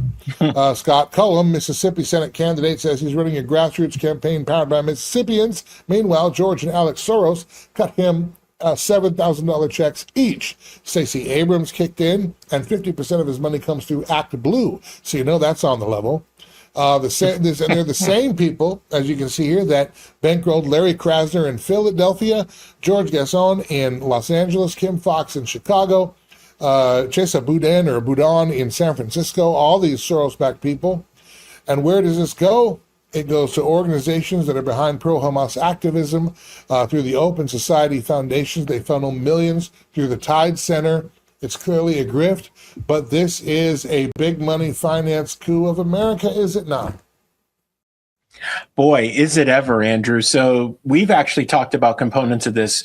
Back in 2020, when we were doing Constitution movie nights at the Lab Orlando, one of the things that we did is a full research project where we reverse engineered George Soros's Open Society Foundation. And we discovered all of these connected NGOs, and they all had a responsibility. You have to understand that these people will beg, borrow, and steal. They'll do whatever it takes to get the job done. So they'll come at you. They'll run hard at you with crazy candidates and do crazy things. Meanwhile, as Juliana pointed out to us earlier today, what they're also doing is they're basically writing the narrative and getting the high ground so that people believe it's true. So in addition to buying these candidates, what you do is you buy positions and you buy media, you get your story out, you flood the zone effectively. Next thing you know, everybody believes it's true. Isn't it incredible? I mean, didn't he break the Bank of England? He did. Interestingly enough, that story with Soros, Soros is famous for breaking the pound sterling and breaking the Bank of England. But guess who led on that and came up with the idea and the action plan? Scott Bassett, the current Treasury Secretary of the United States. You see, Andrew, we don't forget these things, nor do we forget the connections. Matter of fact, George Soros referred to Scott Bassett as he was a mentor to him and helped to mold him. Right? If that makes you nervous, it probably should. Can people change? Sure. But you know what? It is kind of hard sometimes to change stripes depending on what you do and how you do it. All that said, these people have been at this for years. And now the cover's kind of being ripped off, or Juliana says this a lot, the Band-Aid is just being ripped off now. And you're dealing with the raw truth of that festering wound. And again, Andrew, I think in this fight, the Soroses and others who support them or partner with them believe that people are so snowed and so stupid that they can just come out bold and lay out their entire plan. It's pretty simple. Fund people who are absolutely insane, put enough money behind them to win races that can be won, because conservatives generally will lose those races just for lack of common sense or effort because they don't think people are that crazy. All the meanwhile, create, shape, move all the narratives you want. So when people go look for information, guess what shows up? Everything you want them to see and hear. I don't even know what to say. I don't even know what to say. I mean, it seems like we're surrounded on all sides. You know what's interesting? It would seem like this would be the ultimate layup for the GOP to be able to take these issues, expose them for what they are, and do something about them. We are constantly in this exposure phase. Oh, look, there's Tony Fauci. Oh, look, here's Doge. Oh, look, here's this. and doing nothing about it. Meanwhile, the beat goes on, as Sonny and Cher would say. Eat ramen.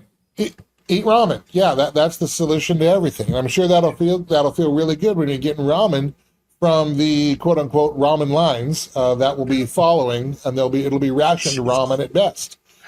But I want to show you this, because this is from interactive polls here, and I mentioned that this should be the easiest midterm for Republicans to take advantage of. We're running against actual, open, avowed communists. We're running against actual, open, avowed Islamists. We're running against actual, open, avowed people who hate America, who hate its founding, who hate Americans, I would suggest, and want to see anything but America continue. We used to look for communists and run them out of town. We used to say that one communist in a school, or one communist in DC is one communist too many. Mm-hmm. But now they're everywhere. The Republicans could run well against them, but they're not, because the Republicans are too busy not doing the things that their voting base, you and I, sent them to DC to do. And in so doing, they are not only backstabbing and betraying their own people, they are so disenfranchising their own voter base that we're actively looking, who else can we vote for?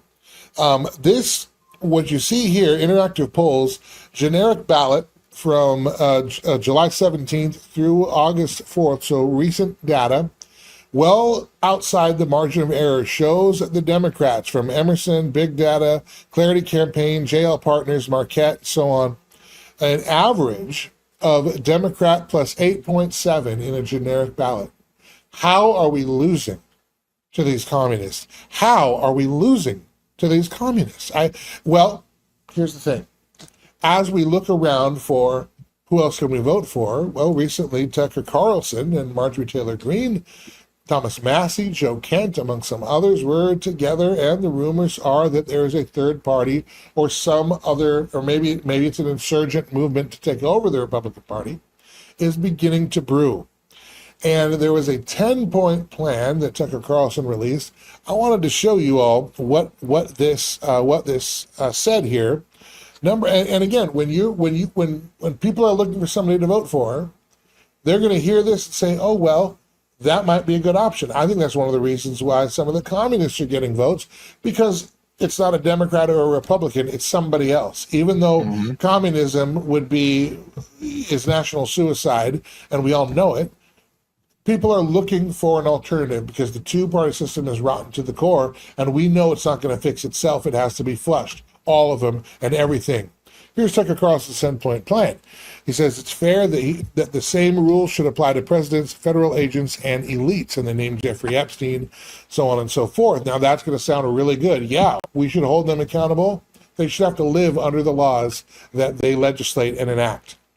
American sovereignty is another one. American productivity, rebuilding farming, manufacturing, and craftsmanship, while rejecting an economy that's dominated by finance and real estate speculation, surveillance system, and weapons. I think many people in America would get behind that. And now, again, I'm not endorsing Tucker Carlson or this movement. I have several disagreements with Tucker Carlson, particularly when it comes to foreign policy and even on matters relating to Israel and matters relating to world history. I don't see those things the same way he does, but here's an option. So want to make sure everybody can see that.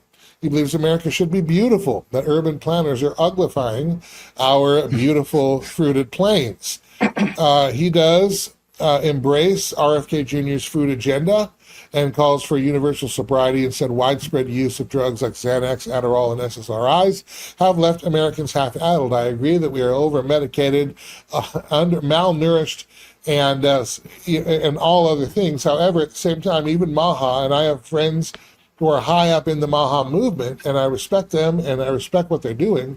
At the same time, I don't believe government should be dictating what Americans should eat or not. The only regulations I think we should have are keeping poisons out of food that we currently allow in our processing phases. But nonetheless, if somebody's going to, live on Twinkies and Ho-Hos and Yoo-Hoo, That is their God-given right, and they will have the consequences accordingly. He wants government to be honest. We all, and believes government or officials should be punished for lying to citizens. That I would like to see him try to do that. They all do. And I think we all agree they should all be in prison. Anyway, he believes in an optimistic worldview, particularly when it comes to having children. That's a biological imperative and the foundation of long-term thinking. The family is the bedrock of any community and society. The family is the last sovereign entity in a particular culture. That's why if you want a government that wants ultimate sovereignty, they have to destroy the family, because the family's sovereignty cannot stand with the government's sovereignty. They know that. If they want to be God, if they want to be nanny state, they've got to destroy the family. He believes education, schools should teach how the physical world actually works. That's fine. If we're going to have school, how about just teaching facts, black and white? You do what you're going to do with that. He believes America should apologize and pay restitution for killing non-combatants and reverse Trump's Department of War rebrand, along with stopping the funding of allies that commit what Carlson called the genocide. He cites Israel here again. I don't necessarily buy this particular point, but some will. He also calls for a united America, halting immigration until the effects of AI become clearer and ending benefits for undocumented immigrants, and making English the sole language of federal documents and ballots. Much of that I could get behind. I'm not sure the connection between AI and halting immigration, but halting immigration in and of itself and halting AI in and of itself, two things we can get behind. So, RC and Juliana, do you think that Tucker Carlson's brand of populism holds enough water to catch on, or is this really just much ado about nothing? I think the American people are looking for the alternative, and Tucker has been the voice of reason for a lot of people, right, wrong, or indifferent. His views are, catching the attention of a lot of people. So it's nice that we at least say, you know what, we were all, MAGA, we were all gung-ho for what Trump was doing, but just like the Democrats left the Democratic Party left the Democrats, the MAGA left us, the people. What happened to that? So now at least we've got something else we can say, you know what? Here's an alternative. And if the Republicans want to keep us, then they need to be on their heels with what they're doing. Yeah, this really ends up being the perfect storm, right? Because someone like Tucker, and we talked about this on the Spin Cycle this week, Andrew, a person like Tucker Carlson is able to deliver this in that down-home, folksy, just kind of practical, dorky guy way that people are craving right now. They're craving common sense, delivered in a way that's not political, not from someone who's political, that's just kind of down-home. Look, I'm going through it too. I'm like you. Here's what's going on, and here's how I think we should solve it. People are craving that, and this is when we refer to like a wedge candidate or a wedge issue. Andrew, this is a great example, right? Because people are so fed up that they'll be like, you know what? There's some stuff I disagree with him on, but I agree with him on more than I don't. And so this may actually be a good bet. Something else we've been hearing a lot of is, man, we're at that Ross Perot moment like we were 30 plus years ago. Interestingly enough, what did you have in Ross Perot? A wealthy, populist, kind of a Texan with a weird voice, but spoke common sense to common people and delivered messages that people resonated with. So how did that ultimately end up looking? Well, when Ross Perot entered the race and was working through, he was actually leading in the polling. And if Perot would have stayed in the race, even with his quirks and indifference and everything else, because he was a bit ornery, there's a pretty good chance Ross Perot ends up being president of the United States in 1992, because that's how fed up people were with everything. You probably shouldn't discount moments. While history may not repeat, it will certainly rhyme, Andrew. And I'd probably be remiss if I didn't say we may be at one of those moments. Is there any advantage, do you think, of the Tucker Carlson group that he's put together? Those are some influential names who have been exiled by the Trump administration. I think that's a fair thing to say. But they have access to money, and that's been the biggest problem for third parties, is they don't have the funding to compete with the grift of the two-party system. But the fact that they have access to some of those donors, they have access to some of that money, is that to their advantage? And do you think it's enough to make them consequential. Maybe if they have to start local and grow to national, but will they have more traction than your standard libertarian or Green Party? I certainly think so. And I think that this whole idea of Tucker for president in 28, there may be some validity to him trying to run, but I think it's more of a head fake than anything else and an introduction, right? Because he has an audience size along with those who are with him that can bring people in. But I do think they focus on finding races they can win at local levels and maybe at regional levels, real races that they know they can get a candidate in and win. So they build a foundation to say, look, we went in there, we did the right thing, look what happened. People are behind us. Yes, we should mobilize something nationally. Maybe we work for a Senate seat, or we work to flip a couple of congressional seats, and you line yourself up to eventually make a run at the presidency. Could happen sooner than later, but I think there are actually legs to this, Andrew, because the resources finally start to coalesce behind something, and you've got a big enough bullhorn to make that a reality.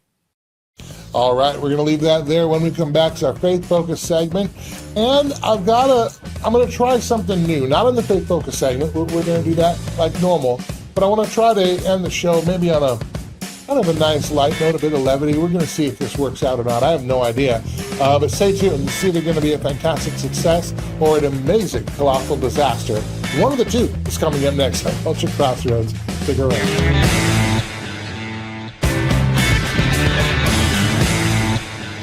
And welcome back one more time to Culture Crossroads. It's time for our Faith Focus segment. And I just want to give you a little encouragement tonight and talk about what it means to walk in the light. Nothing happening today has caught God by surprise. Not the economic pressure, not the political uncertainty, and not the fear that grips so many of us and our families. God is not pacing around back and forth in heaven wondering how it's going to end. Whatever will he do? He remains sovereign. He remains faithful. He remains good. And for those who trust him, this is not a moment to surrender to the darkness and the fear and the wonder of what's going on. This is the moment to demonstrate what faith actually looks like. If you want an action step, that would be what it is. The Apostle Paul writes in Ephesians 5, verse 8, "For you once were darkness, but now you are light. In your light in the Lord, live as children of light." The Apostle John expresses the same truth in 1 John 7, where he says, "But if we walk in the light as he is in the light, we have fellowship with one another." And walking in the light doesn't mean pretending that hardship is not real, but it means refusing to let hardship determine our steps, who we become, and who we are. We tell the truth, all right, when lying would be easier. We remain generous when fear tells us to hoard and keep it for ourselves. We live and walk in peace while the world is panicking that the sky is falling. We remain faithful when everyone else is searching for an escape or a way out. The darker our culture becomes is actually an opportunity for a more visible and faithful Christian church. Because light shines brighter when it's dark. Maybe God has allowed us to live in this uncertain time because certainty was never supposed to be the source of our confidence. Jesus is that source. The question is not whether the world is watching us. It certainly is. The question is whether or not the world will see a people consumed by the same fear as everyone else, or people walking in the light because they know the one who already holds tomorrow. Just want to encourage you with that. We can walk forward confidently and hold our heads high, even as stuff falls around us, even as the economy craters. Those things are important. I certainly want them to be strong. I've got kids that are going to inherit this world. But most importantly, I have kids who will inherit the kingdom of God because they put their faith in Christ just as I have, just as many of us have. And that's a hope that we can't lose, no matter what Congress decides to legislate or not. Now, as we wrap today, I wanted to end with a little bit of levity here, so I'm going to put something on the screen. And this is just a clip. It's from I found it on X, and let's say that this is our GOP, right? This is our friendly GOP, and they are pitching to a batter at home plate, And so again, so they're on defense, right? And I feel like if the GOP were a clip, were a reel, were an emoji, were a short, were a meme, this video would probably be the GOP. I hope you enjoy this. Off the bat, rolls down fair, and he throws it into right field. Oh, jeez. Upon which he's able to take second and then third base before they're able to get the ball back in the infield. My friends, Romans, Americans, countrymen, there is. So I got to turn that off. Hold on. Here we go. Quiet. There we go. There is your GOP. When we have a bunt, we could get them out. We just toss it right into right field and watch our opposition around the base paths. Anyway, I don't know, something fun. All right, RC and Juliana, they're going to tell you where you can find us all around the worldwide interweb. What is that? A snatching defeat from the jaws of victory. Anyway, yeah. You can find us all over the interweb. So all things Watchmen Action start at watchmenaction.org. You'll find the primary this is for each candidate to make their case and to answer your question. Now, make sure you understand this is a non-partisan affair. We have invited candidates. Attention veterans and military families. If you're between the ages of 50 and 80, you may qualify to review your final expense coverage options. Many veterans believe that the VA will cover all of their funeral costs, but unfortunately, in many cases, VA burial programs only cover a portion of the expense. And today, the average funeral with burial can cost around $8,000 or more. Don't leave your loved ones facing unexpected bills. Right now, LifeCare is helping veterans and their families learn about final expense insurance options that may help cover funeral costs, medical bills, and other end-of-life expenses. With a quick call, you can find out if you qualify for affordable whole life insurance designed to help protect your family from these costs. In many cases, no medical exam is required, no lengthy health questionnaires, and coverage decisions can be made quickly. Call now to review your final expense coverage options. Call 800-519-1427. That's 800-519-1427. The IRS has collected over $1 billion in past due taxes this year, and they're aggressively targeting more taxpayers. Don't wait until the IRS comes knocking. Our team is here to help you resolve your tax debts before things escalate. Every tax situation is unique, and so is our approach. We fight to lower your tax debt to an amount that you can afford. United Tax Fix. Expert help, personalized service, and the peace of mind you deserve.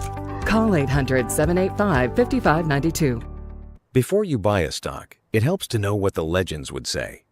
Investornator scores it against 8 legendary investor playbooks. One clear answer, backed by real data. Investornator.com. The IRS has collected over $1 billion in past due taxes this year, and they're aggressively targeting more taxpayers. Don't wait until the IRS comes knocking. Our team is here to help you resolve your tax debts before things escalate. Every tax situation is unique, and so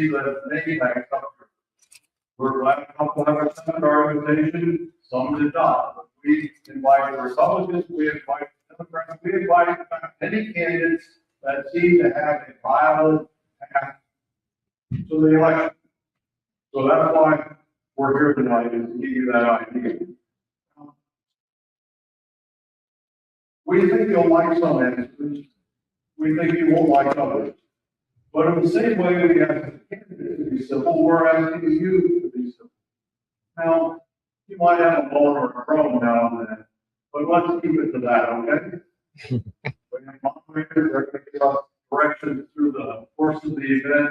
Remember, we want your questions. You may think of a question, and at any moment, raise your hand, jump up and no, maybe not. But let us know and we'll collect your comments. So thank you for coming and welcome. This is going to be a great evening. I'm going to give this microphone to the moderators, and they are going to lead us through an educational and informative and an interesting evening together.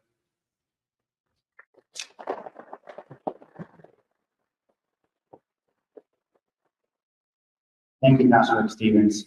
My name is Ryan Kennedy. I'm the Chief of Operations here at the Florida Citizens Alliance FLC Action. And I have my other co-moderator. I'll let him introduce himself now, and I'll explain the rules. Good evening. Thank you all for being here. My name is R.C. Williams. I'm co-founder along with Juliana Ormond of Sherloc Research and Behavioral Marketing. Also Watchmen Action, a ministry focused on equipping the church to engage the culture. It's wonderful to be in civic dialogue tonight for a potential future governor of the state of Florida. So the rules are as follows. Each candidate will get a 2-minute opening and a 2-minute closing. They will both get 2 minutes each to respond to your questions or to the questions we ask. And as Pastor Rick said, if a candidate on the stage is mentioned, they will get 30 seconds to respond.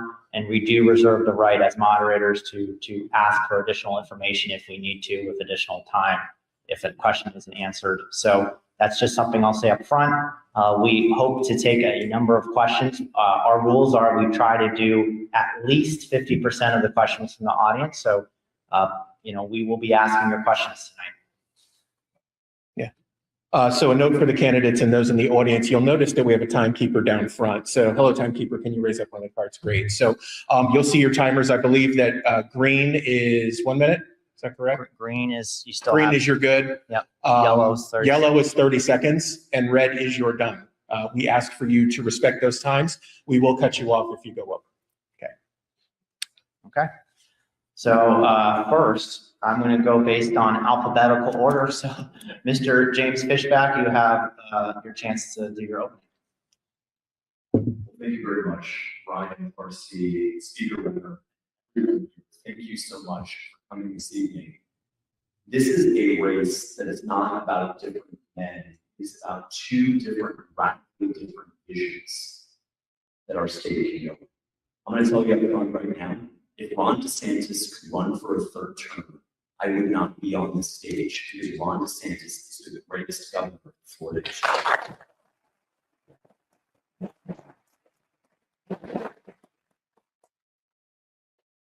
Maybe to speak for both Speaker Renner and I, when we say the next governor of this state must preserve the incredible conservative wins that Ron DeSantis, the First Lady, have given us. Yet to preserve those wins, and when we do that, you can then begin to build on that. What do we mean by build on those wins? Well, we actually mean quite the opposite. We mean stop the irresponsible, reckless building and development. Florida is full.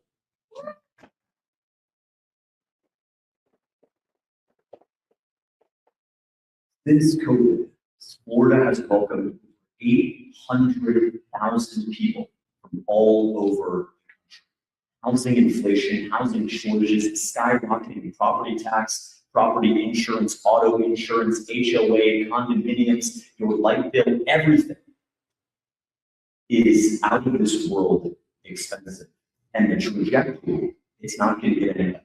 From AI data centers taking your water and your electric bill, to H-1Bs, cheap foreign labor from India and China taking your job, your kid's job, or your grandkid's job. The threats are real. It is now time for a leader to step up. A leader to step up in the same way that our founding fathers stepped up 250 years ago and said 3 words: enough is enough. I am running to be the next governor of Florida as a 4th-generation Floridian because I believe that Florida is our home. America is our birthright. And no one should ever be able to steal that from us. Thank you very much.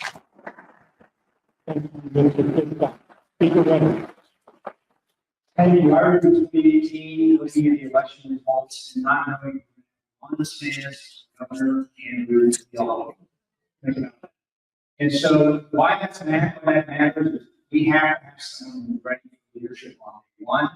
And so the reason why I should be the next governor is a lifetime of leadership under pressure, 20 years in the military. I served in 2 wars, leading men and women to defend our country. As a prosecutor, trying habitual and violent habitual offenders, as an owner of a business, partner in another business, and also as someone who's shown up and actually delivered results. We have too many politicians, including Republicans, who get into office and all they do is they self-promote, they get rich, they have fun, and they forget about we, the people, and they need to come home. We do not need to get into talk. Additionally, someone who has a bold vision, because that vision to be prepared. We have plans online to eliminate homestead property taxes, to say a hard no to any AI data centers in the state. To push back against the red and green threat of China and Islam in our state, and not let it get foothold in our state. We have plans for health, freedom, and wellness, to stop sex trafficking. And finally, it comes down to who shows up to fight for left who they raise again. Whether that was pool races in 22 and 24, not the governor's job description, not mine, but I participated, contributed money we had raised into that and made sure that we got the wokeness out of our schools. We put common sense conservatives in charge of our school districts. And additionally, Amendment 3 and 4, out-of-state billionaires who want to jam their agenda into our state constitution, not going to happen by government. Again, not this governor's job or mine, but I went out and traveled the state with this governor, wrote op-eds, raised and donated over $2 million, especially Amendment 4, to stop abortion being a destination state here in Florida, to stop recreational pot. You need somebody who's going to show up and beat them whenever they come back, because they are coming back. Thank you, guys. Thank you. So we're going to ask the first question, and since Mr. Fishback started his opening, I'm going to go to Speaker Paul Ryan first. Same question to both of you, but would you support legislation like the AI Bill of Rights in Florida if you're elected governor? And explain how, if you want changes to it, what you would like to improve. Yes, Speaker Ryan. Absolutely. It was shameful. So I left the Speaker of the House in the legislature in 2024. My successor has been a trainer, out in public. He shot down not only the Bill of Rights, but also the great freedom bill that was in front of the legislature last week in the special session. Did the same thing during the regular session. I like the Bill of Rights. Here's the difference, guys. This is why this is so important. If a parent faces a child who is depressed and suicidal, they can stop everything they're doing to make sure that never happens. That's same child asking AI. AI will give you 10 ways to take your own life. That's why this issue is so critically important. And as Speaker of the House, I fought against online pornography, against social media platforms. I understand the threat. I understand the big tech does not care about our children. I know how to bring the fight to them and beat them, because I've already done that once before. To add to your question, Ryan, is yes, I think the bill can go farther. I want to see an opt-in for parents, not an opt-out, but an opt-in, and have to affirmatively decide we want AI. I don't think AI should be involved in replacing our teachers or teaching our children in any way, shape, or form for the reasons I just mentioned. And also, I want to make sure that the data is anonymous. Social media steals, and without our knowledge and consent, our children's personal information. They cannot have that information. And that AI chat, again, I'm opposed to being in the first place, if it's going to happen, cannot come along with that child. AI can never be a substitute mom or dad, God, or oracle, because it is soulless, it has no moral agency, it has no moral compass. So it's important that we protect ourselves from AI. And the fundamental thing is, He had a good business, solid product, good people. He just couldn't figure out why growth had stalled. Sherlock found the buyers he didn't know were looking. Now he knows exactly where to go next. Learn more at investinanswers.com. The average cost of mesothelioma treatment can exceed $400,000.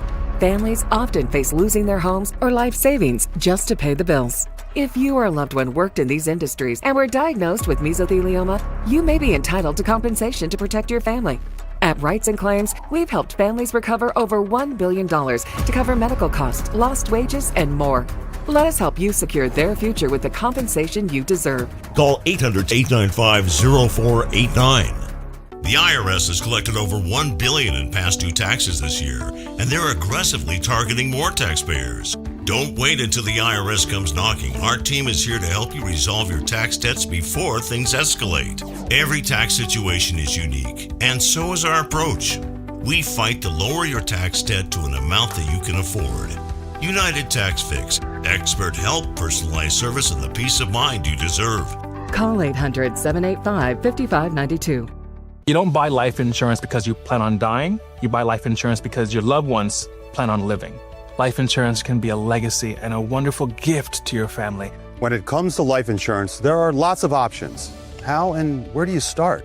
With over 40 years in the business, SelectQuote will shop some of the nation's most highly rated providers, with many policies starting at less than $1 a day. A licensed insurance agent will work to find you the right protection at a price you can afford. SelectQuote is a one-stop shop for buying life insurance. It allows you to compare the prices of providers across your state. We're doing all of the work for you. We're streamlining the process for you as a true concierge service. With SelectQuote, you could save over 50% on life insurance that fits your needs and your budget. Technology is everything else. Human beings have to be in control of the technology, not the technology in control of human beings, period. Thank you, Speaker Renner. Mr. Fishback. Well, thank you. We have to start with one universal truth, which is that parents raise their children, not the government, not teachers, not Drag Queen Story Hour, not ChatGPT. And so when we accept that, we have to, as I agree with Speaker Renner, there has to be an opt-in. If you're a 9 or 10-year-old and you want to join Claude, ChatGPT, or Grok, you have to get affirmative consent from your parents to be able to do that. Why is this such a big issue? Because as Speaker Renner touched on, there were already documented cases of young men and women developing relationships with their AI, relationships that say, I want to see you, kill yourself. Here's how you can do it. This is real, this is not hypothetical. And so the internet, we saw the double-edged sword. The same internet that gave us Google Maps, that gave us Wikipedia, also gave us child pornography, also gave us a place for people to buy and sell drugs called silver. AI is no different. Clearly, there are benefits to AI. Clearly, there's a way for AI to superpower education to help tailor personal individual education plans. But I am firmly on board with an AI bill of rights because children are our most precious things in this world. And we cannot let anything, whether it's a corporation or a nation, whether it's a tech billionaire or not, we must stand up to that. The best way you know that AI is a threat is that Mark Zuckerberg, the CEO of Facebook, the guy pushing AI on kids, doesn't let his kids use AI.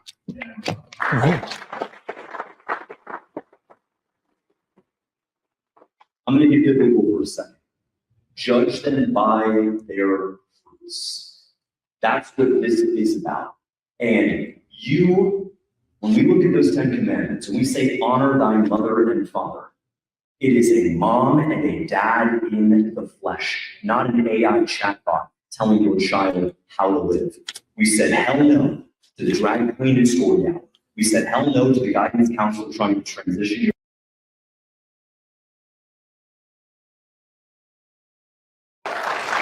Thank you, gentlemen. Speaker Renner, you touched on something in your answer that I want to continue. You mentioned that Speaker Perez and the gridlock. So I think many in this audience ended up very frustrated at the end of the last legislative session. It seems like almost nothing got done. Speaker Renner, I'll come to you first, then we'll go to Mr. Fishback. You step into the governor's office. How do we avoid having a session ever again like the one that we had this past year? Well, first of all, I think that every candidate owes you an answer to that question. You have 2 years of giving you an answer. You have a conspicuous absence of candidates with the name tags that have no one seated at them. And I called for, if you want to lead the free state of Florida, you should tell parents and kids, do you wish to protect them from technology? Or are you going to be bought and paid for by that technology and do whatever they tell you to do? I think you're owed that, don't you? I'm disappointed that we don't have some of the other candidates here today, but to answer your question, RC, is as a military guy, we've been criticizing in private, praising in public. You bring these guys in, and I know the good news is like the English weather. If you don't like your speaker or your president, just wait a few hours, just wait a couple of years, and they'll change. And so this speaker will be out after this session, special session, another special session ends. And we'll have 2 other guys coming in, Sam Garrison and Jim Boyd, who I know well, and I believe I can work with well. And we're going to hit the ground running, coming out of the governor's race with a lot of political capital. We're going to hit the ground running, and those 2 years we had, the governor said we're unmatched in any legislative session in in any state in America, I'm a conservative. I'm there to get the job done and put conservative wins on the board. And that's what we're going to do. And if we get the same response, then I will tell you, I will be coming to Naples and everywhere around the state to say it's time for one of you to step up and primary that incumbent, because we were not going to allow people again to get into office and all they think about is their next office. All they think about is self-promotion. All they think about is getting rich. All they think about is having fun, and they forget about the mission. You're there for a job. Do your job. And we see this year the difference that leadership makes when one speaker leaves and another speaker comes in. And so if it comes to that, I hope it doesn't come to that, I will first try to unite conservatives. We had a much more moderate member on the Senate side of things when I was speaker. You know her, she's from this area. We had a decent relationship because I got a lot of conservative things done. There's some things that she wanted done. We worked with the governor, and it all worked because we should not squander a supermajority in the legislature. We should be leading the country. Thank you, Speaker Renner. Mr. Fishback, how do we stop the insanity that was the last session with gridlock? You step into the governor's office, how do we fix that? Well, you step in and you do what President Reagan did best. You actually lead, yes, with a little bit of humor, yes, uniting your own party, but you also have to be willing to reach out a hand. You know, we say we have a supermajority in the Florida legislature. We're not seeing it if that's the kind of gridlock and infighting. We've got to get out of this mindset. We must disabuse ourselves of this notion that because someone says they're a Republican, they are our friend. Liz Cheney said she was a Republican and she backstabbed President Trump. So there are a lot of Republicans in Tallahassee who will say one thing to get elected, but do something entirely different. My job is to go in there as the Republican nominee, as the next governor, to build a coalition that works in common areas, but also calls people out. When there are egregious, hypocritical acts where Republicans said they were going to eliminate gun control, only to find out they won't do that when it comes to the floor of the legislature, they need to be called out mercilessly. And when they do come together, you have to praise them. On my way over here, I was in Boca last night and I stopped to visit the grave sites of my grandfather and my grandmother at Florida National Cemetery. And my grandmother always said, you've heard this, I'm sure, growing up, it's easier to attract bees with honey than with vinegar. Yes, I will call out mercilessly the backstabbing rhinos, but when Republicans and Democrats work together to deliver the common sense solutions that you send in Tallahassee to accomplish, I will praise them even if they're not in my own party. Thank you, gentlemen. Mr. Fishback, I'm going to start with you first. These are from the audience. In the state of Florida, we have a great school choice program. In particular, we've had some questions here related to homeschooling, whether or not you support homeschooling in the state of Florida. And when it comes to the PEP program, scholarship program, how would you improve or change it? Starting with you first. It is a great question. I look forward to meeting with the leadership of the Collier County School Board tomorrow. I'll be in the offices early to meet with them as I met with school board members all over the state, but also met with homeschool parents, those who have decided to pull their children out of school, not necessarily because it's failing generally, but it may be failing their child specifically. They're neurodivergent, they're especially passionate about cooking or music or history, and they want to homeschool. And so there's two big changes that I've made to the already great program that Governor DeSantis and First Lady DeSantis has given our state. The first thing I would say is if you pull your kids out of Collier County Public Schools, and Collier County Public Schools was going to spend $13,000 per student per year, you should get the full $13,000.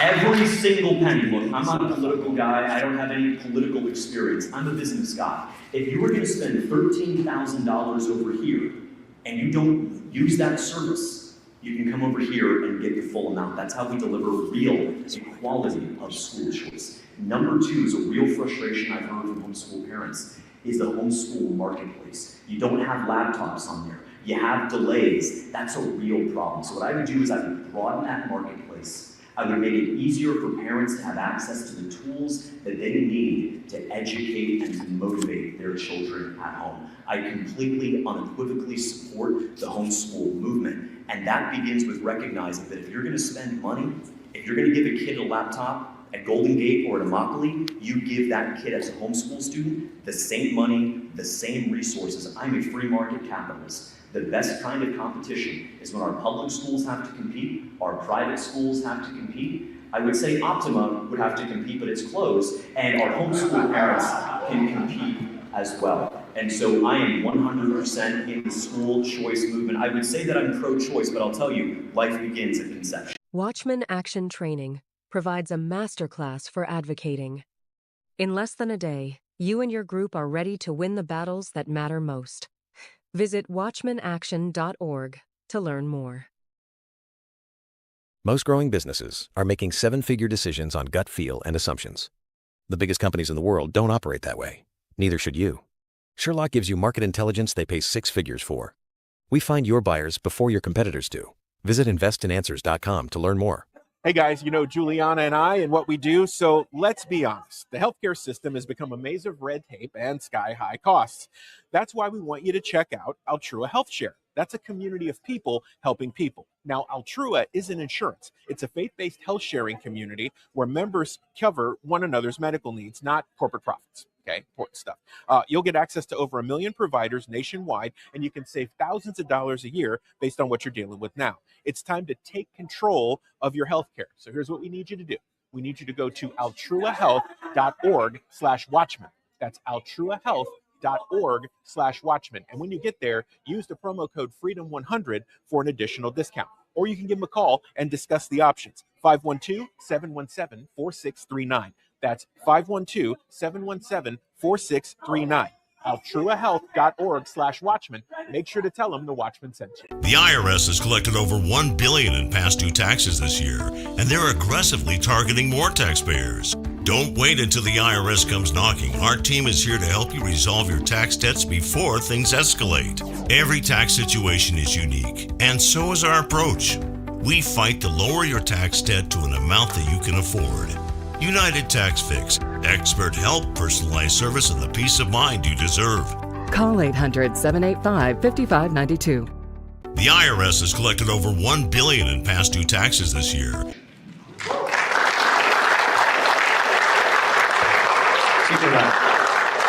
Well, thank you. You know, one of the things you get to do as speaker when you leave the Florida House is set up certain priorities. And mine in the first year was HB1, which was the Universal School Choice Scholarship. So that started with yours truly, as did the PEP program. My question to my staff is, what about homeschool parents? Why can't we have something for them as well? And so the scholarship is basically the state portion of education funding. And what James described is that difference in some federal funding, local options that our choice students do not receive. I do believe that the money should always follow the student. Just like I believe in healthcare, the money should follow the patient. It's basic 101. And every business has an entrance and an exit, except for education. With the monopoly, we set up a Hotel California where you can enter, but you can never leave.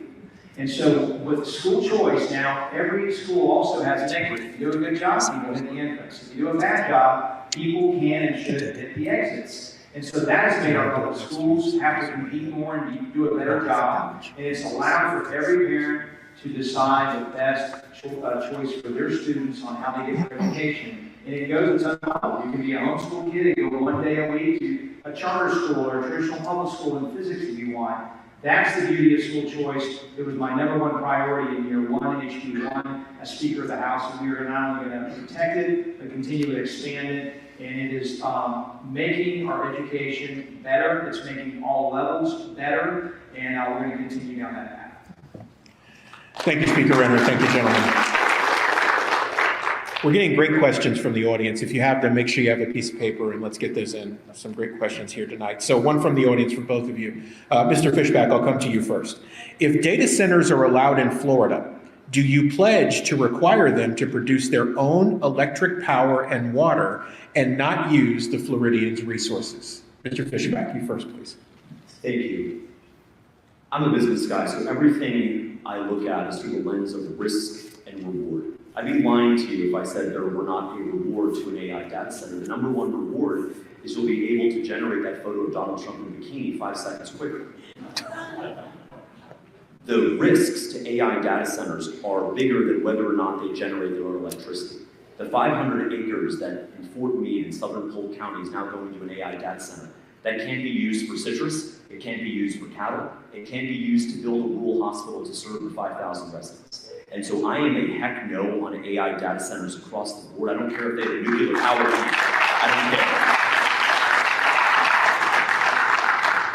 Now let's talk about how we accomplish that, and first why we should. An AI data center can use upwards of 500,000 gallons of water.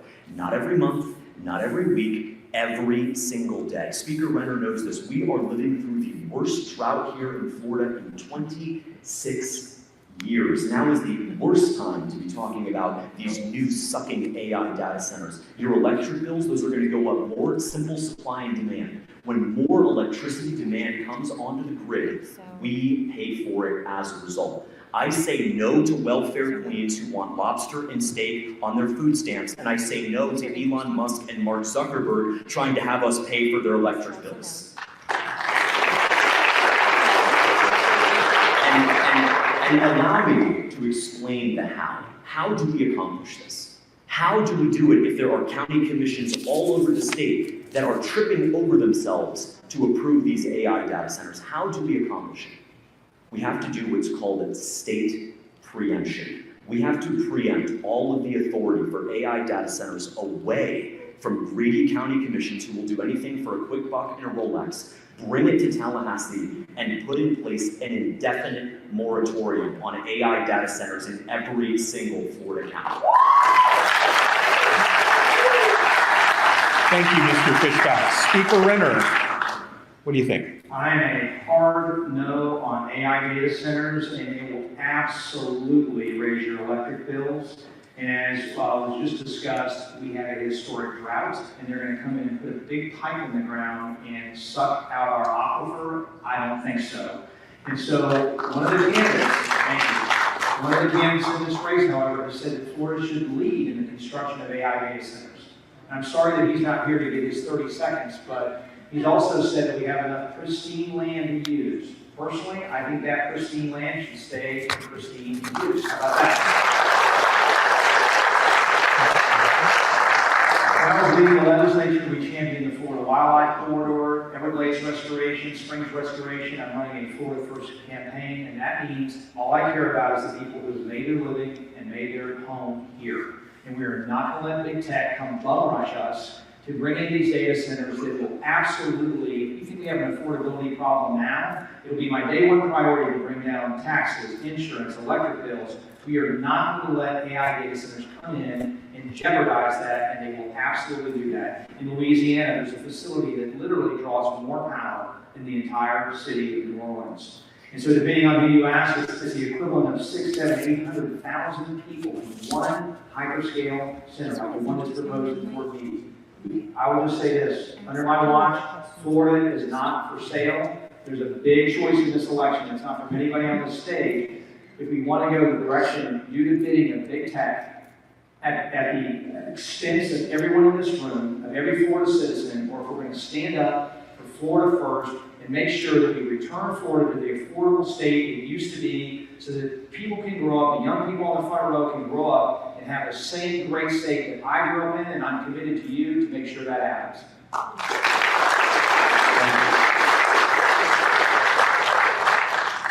So, there were a few things brought up there, and I want to start with this. Many families and individuals are concerned about affordability and high costs in Florida. What will you as governor do to help these families? Mr. Paul Renner, Speaker Renner, you're first. On affordability generally? Affordability generally, yes. Sure. So again, you need a vision, and every candidate owes you something in writing. So we put out our property tax proposal, which will eliminate homestead property taxes. We also eliminate taxes for small mom and pop businesses. We give some help to renters. And again, for first-time home buyers, not your first time you've owned 3 houses in New York, but you've never owned a home, you're a Florida resident, The replacement taxes we have to make up for some of that along with savings are zero for first-time home buyers. They will not pay that additional tax. They'll come in, pay no property taxes. Every 95% of Floridians at $1 million or below will not pay any property taxes going forward, period, full stop. So we'll take care of property taxes.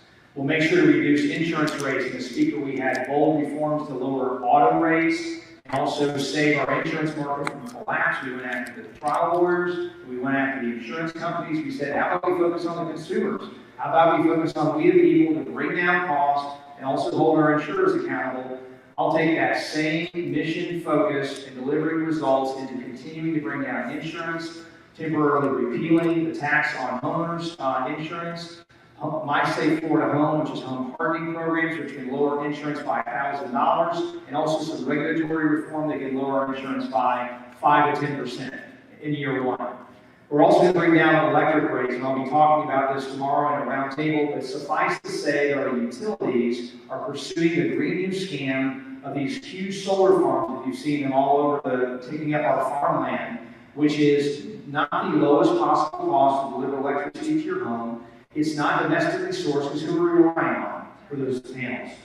China. And for the batteries, China. And it's not reliable, because we see when we have a cold snap or a heat wave, the power goes off. And so we have to have electricity that is U.S. produced, reliable, and the lowest possible cost to you. That's 3 areas where we'll bring down cost. And again, part of that is not doing the wrong things by bringing in AI data centers.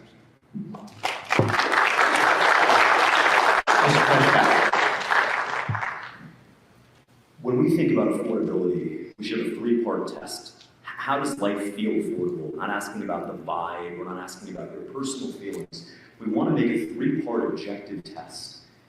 Here we go. The first is, how many 30-year-olds are married and own their home?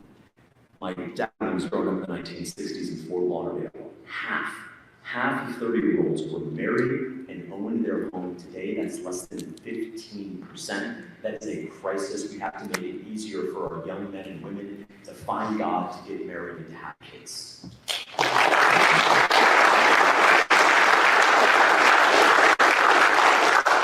Number two, is life affordable? Here's the question. Can you still raise a family on a single income? My parents did. My parents did. Now you would have. The average cost of mesothelioma treatment can exceed $400,000. Families often face losing their homes or life savings just to pay the bills. If you or a loved one worked in these industries and were diagnosed with mesothelioma, you may be entitled to compensation to protect your family. At Rights and Claims, we've helped families recover over $1 billion to cover medical costs, lost wages, and more. Let us help you secure their future with the compensation you deserve. Call 800-895-0489. Attention, cancer victims who were in New York on or after 9/11.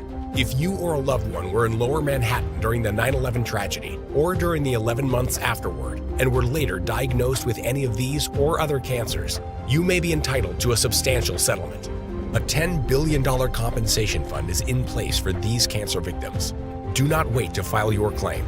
Call now and speak with us. The call is confidential and free. Or reach us online at worldtradecenterfund.com. The IRS has collected over $1 billion in past due taxes this year, and they're aggressively targeting more taxpayers. Don't wait until the IRS comes knocking. Our team is here to help you resolve your tax debts before things escalate. Every tax situation is unique, and so is our approach. We fight to lower your tax debt to an amount that you can afford. United Tax Fix. Expert help, personalized service, and the peace of mind you deserve. Call 800-785-5592.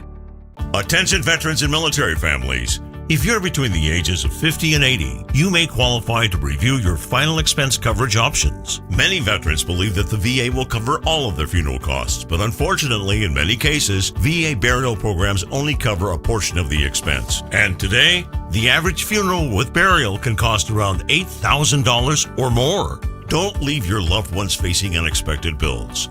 Right now, Life Care is helping veterans search all day to find a single person who could raise their kids on a single income. We have to make it affordable, yes, by tackling the root cause, which is high prices, but also make it easier for the man who works or the woman who works in the household to be able to get a great paying job. Quite literally, everything is unaffordable if you lose your job because it was given to a cheap foreign laborer from India or China. That's why I will end the H-1B scam once and for all.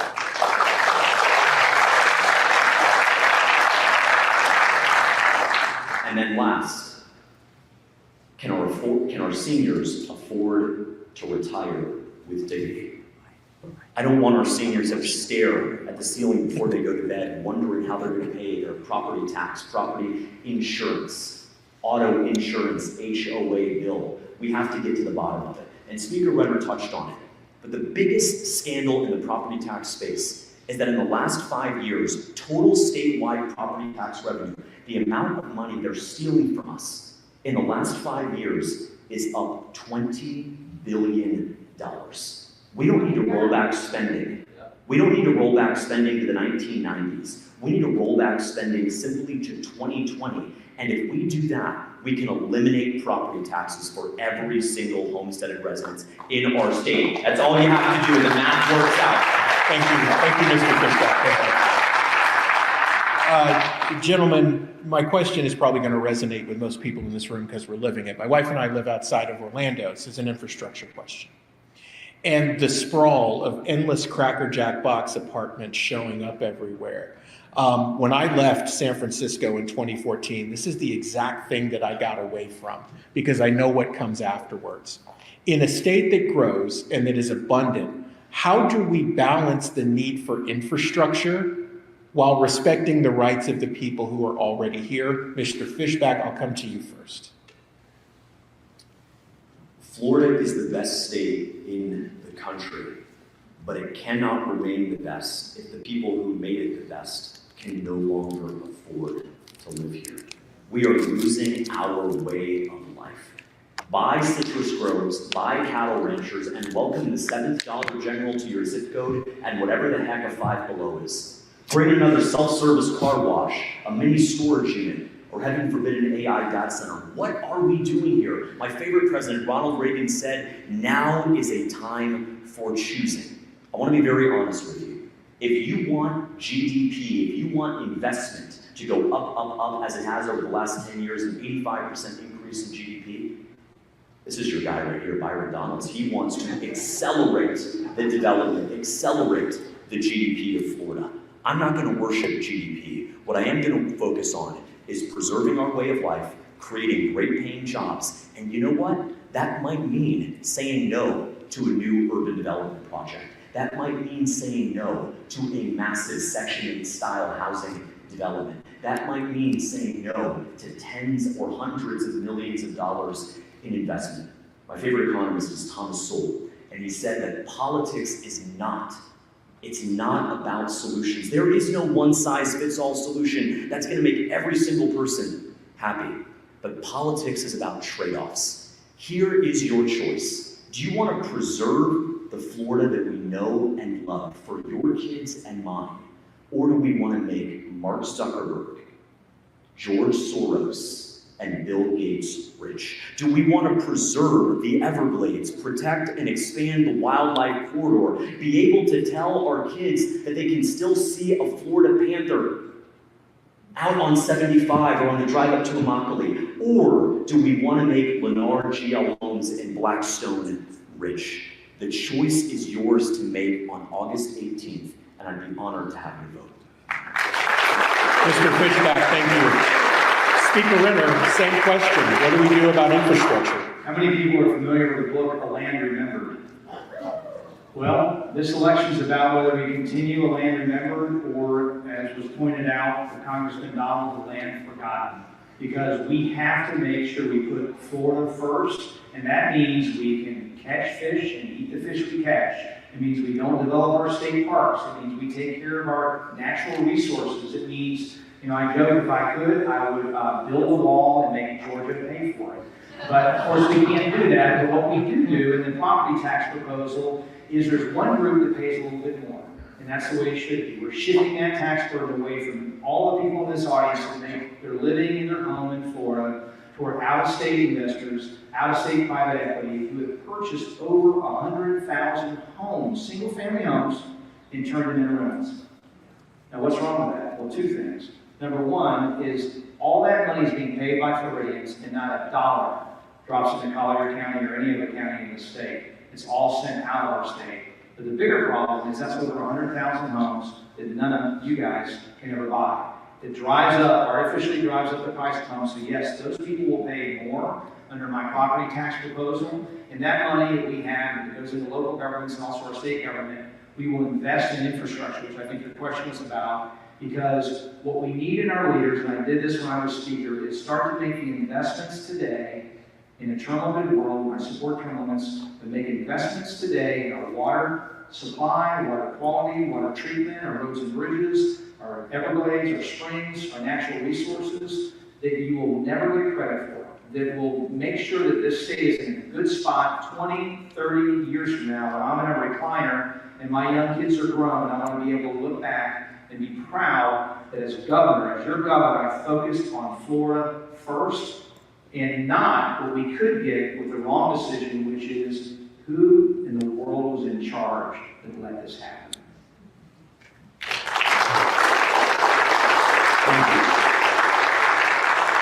We have a few questions here about, and we touched on homeschooling, but about public schools. So what would you do to improve or reform the current education system here in Florida? And would you, and I'm going to lump this together, would you support, as one of these measures, a reforming the school grading system to a roll-class system over a 3-year period, which means raising the scores to reflect an A is 90% in the school district?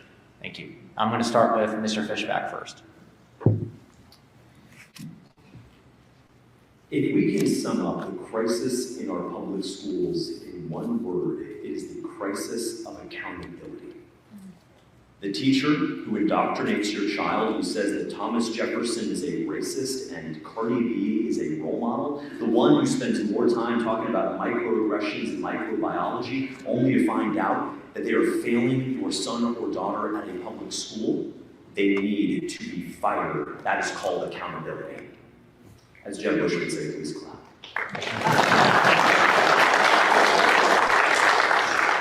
But here's the thing. My grandmother is a public school teacher. My own sister is a public school teacher. Most public school teachers that I know wake up early, stay late, dig into their own pockets to cover lunch money or school supplies for their students. In the world of business, the world that I come from, when someone does a good job, you want to incentivize them to stay. And the way you do it is by paying them more. Florida ranks dead last, 50 out of 50 nationwide in public school teacher pay. We don't want to pay the Marxist who's trying to indoctrinate your kid with Howard Zinn more, but we want to pay the teachers, the AP chemistry teacher at Golden Gate who shows up with fun, creative ways to teach students how to balance equations. We want to teach the AP US history teacher at Immokalee High School who makes history fun. We want to pay them more. One, they deserve it, but more importantly, your child, your grandchild deserves a great school. What makes our schools great, it's not the building, sure as heck not the solar panels on top of the building. It is the teachers. The number one driver of in-school performance is the teacher.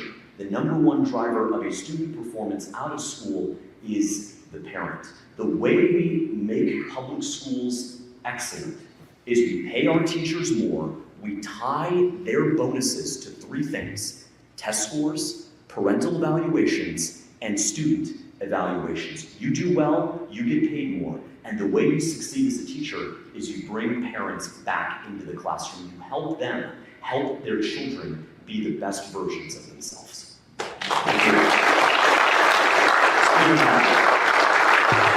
We want to see that everyone has a world-class education no matter where you go. My mom was a public school teacher. I went through public schools. That's all I ever went to. There was no charter schools, really, even private. Didn't go to private schools.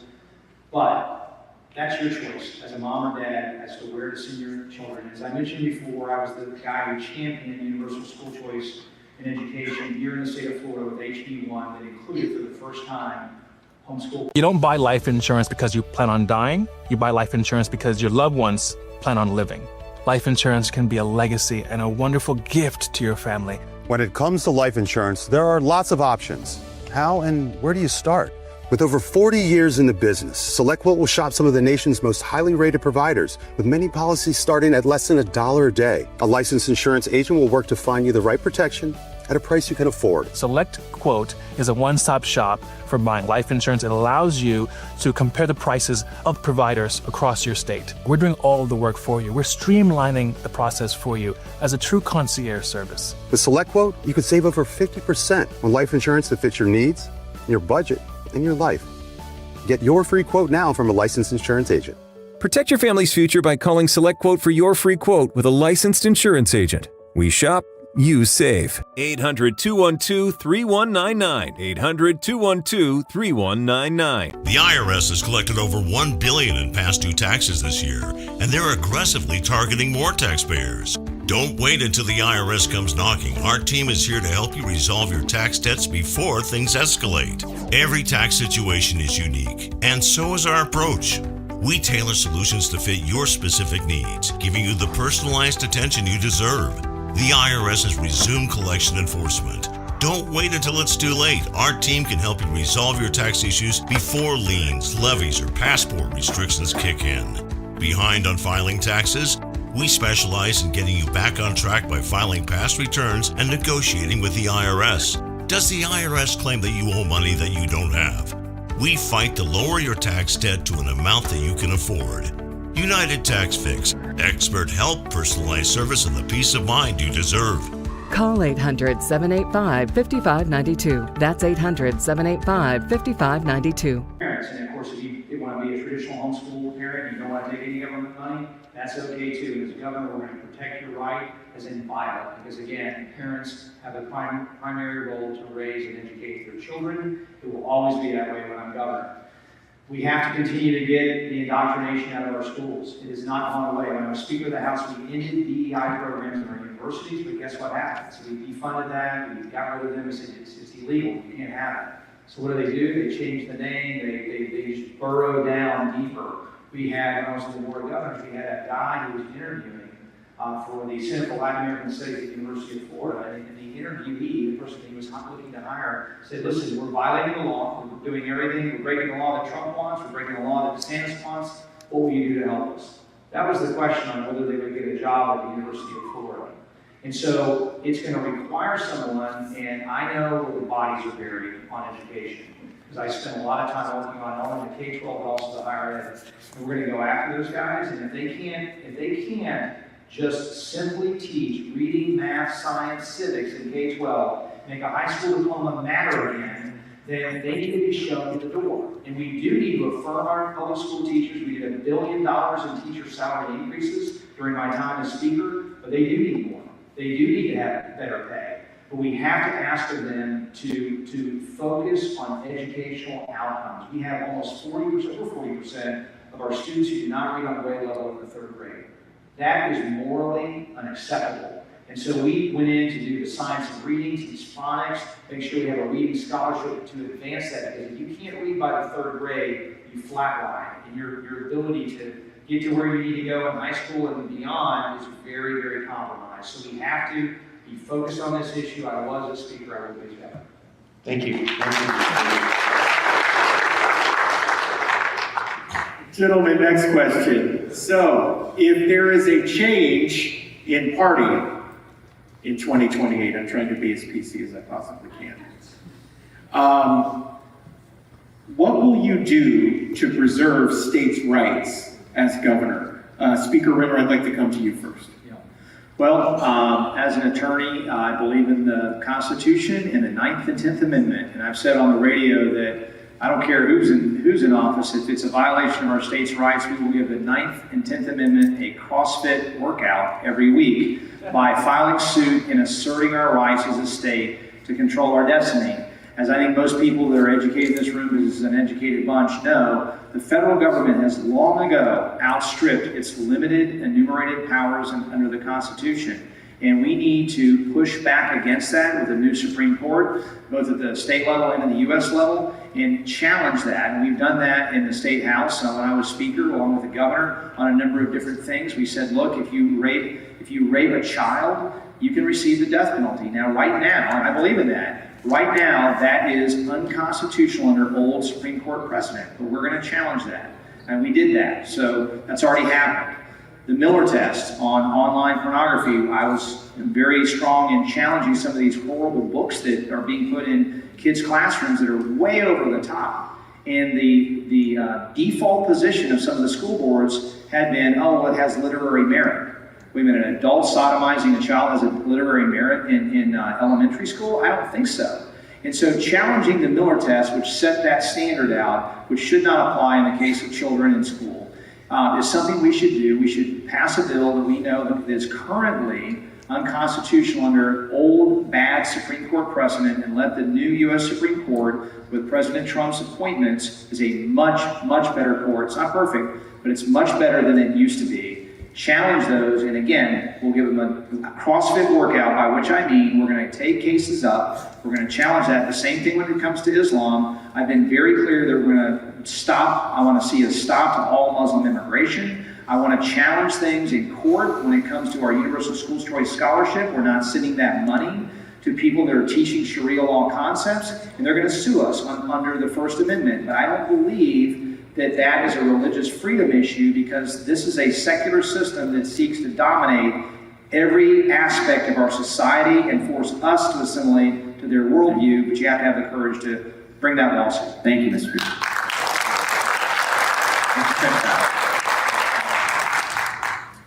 We have to remember that the federal government did not create the states. The states created the federal government. Whether it was Joe Biden or, heaven forbid, Gavin Newsom in 2028, we have to remember that the governor of Florida is that last line of defense between more encroachment. Speaker Renner started off by saying that we got very close to a Governor Andrew Gillum. Speaker, I can tell you how close we got, precisely the width of Andrew Gillum's crack pipe. And so we have to remember that we can be so close to losing it all. Jefferson said it best. The price of liberty is eternal vigilance. When the federal government tries to mandate vaccines, lockdowns, churches like this one from shutting out parishioners for Sunday service or a funeral, we have to stand up to that. Now, we have to, of course, stand up to the crazy Democrats when they do it. But you also need a Republican who will stand up to his own party when they try to push mandates on us from the federal government. I am a 10th Amendment absolutist. The 10th Amendment of the U.S. Constitution says that if it's not explicitly enumerated for the federal government, it is reserved for the states and her people. That is our job to defend. And so if Washington, D.C. bureaucrats want to strip our rights away from regulating AI or data centers, we're going to see them in court. If they want to try to supersede our right to abolish abortion, we are going to see them in court. If they want to push offshore drilling in the Gulf of America, we will see them in court. And guess what? We will win because President Trump gave us a strong conservative bench. Now, how much we will win, I don't know. It'll either be a 5-4 or a 6-3 speaker, depending on how she is feeling that day. Thank you. Okay, this is going to be a more lighthearted one. What guides your moral compass, and what will guide your moral compass as governor if you get elected? What guides your moral compass? What thing or person? What guides your moral compass if you get elected as governor? What's going to be that, Mr. Speaker? Well, listen, as a Christian, I don't think you can do anything other than guide your entire life, and it gives me a true north, and it makes political decisions for me. I think one of the reasons we were successful is making decisions that send other conservatives, running for cover has never been hard for me.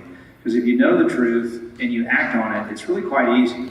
There's nothing, it doesn't matter about controversy, and maybe I was built for it, but that stuff doesn't bother me. If the media's attacking me, if people are losing their minds, the liberals of TikTok are losing their minds, I'm over the target.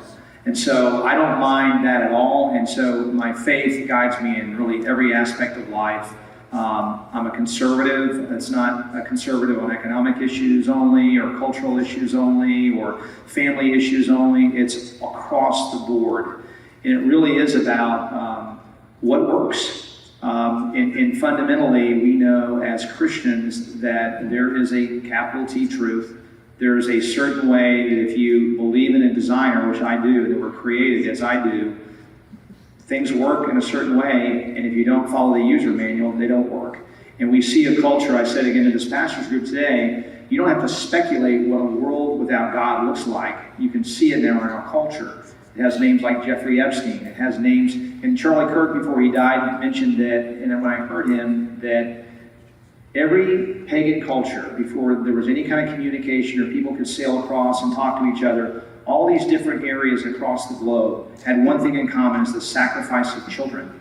And you see today what happens in a world without God, and children in our youth are under constant attack, whether it's online pornography, social media, now AI that takes it up an order of magnitude.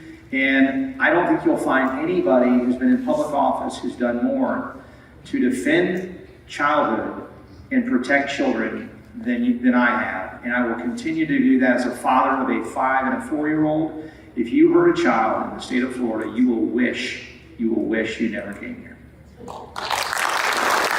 Thank you, Speaker Rivers. Mr. Fisher. Could you restate the question, please? What one thing guides your moral compass? Jesus Christ.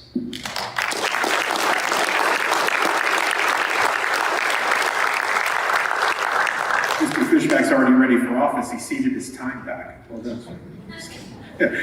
Next question, gentlemen. Speaker Renner, I'll come back to you first. What's the one policy you have not spoken about publicly before?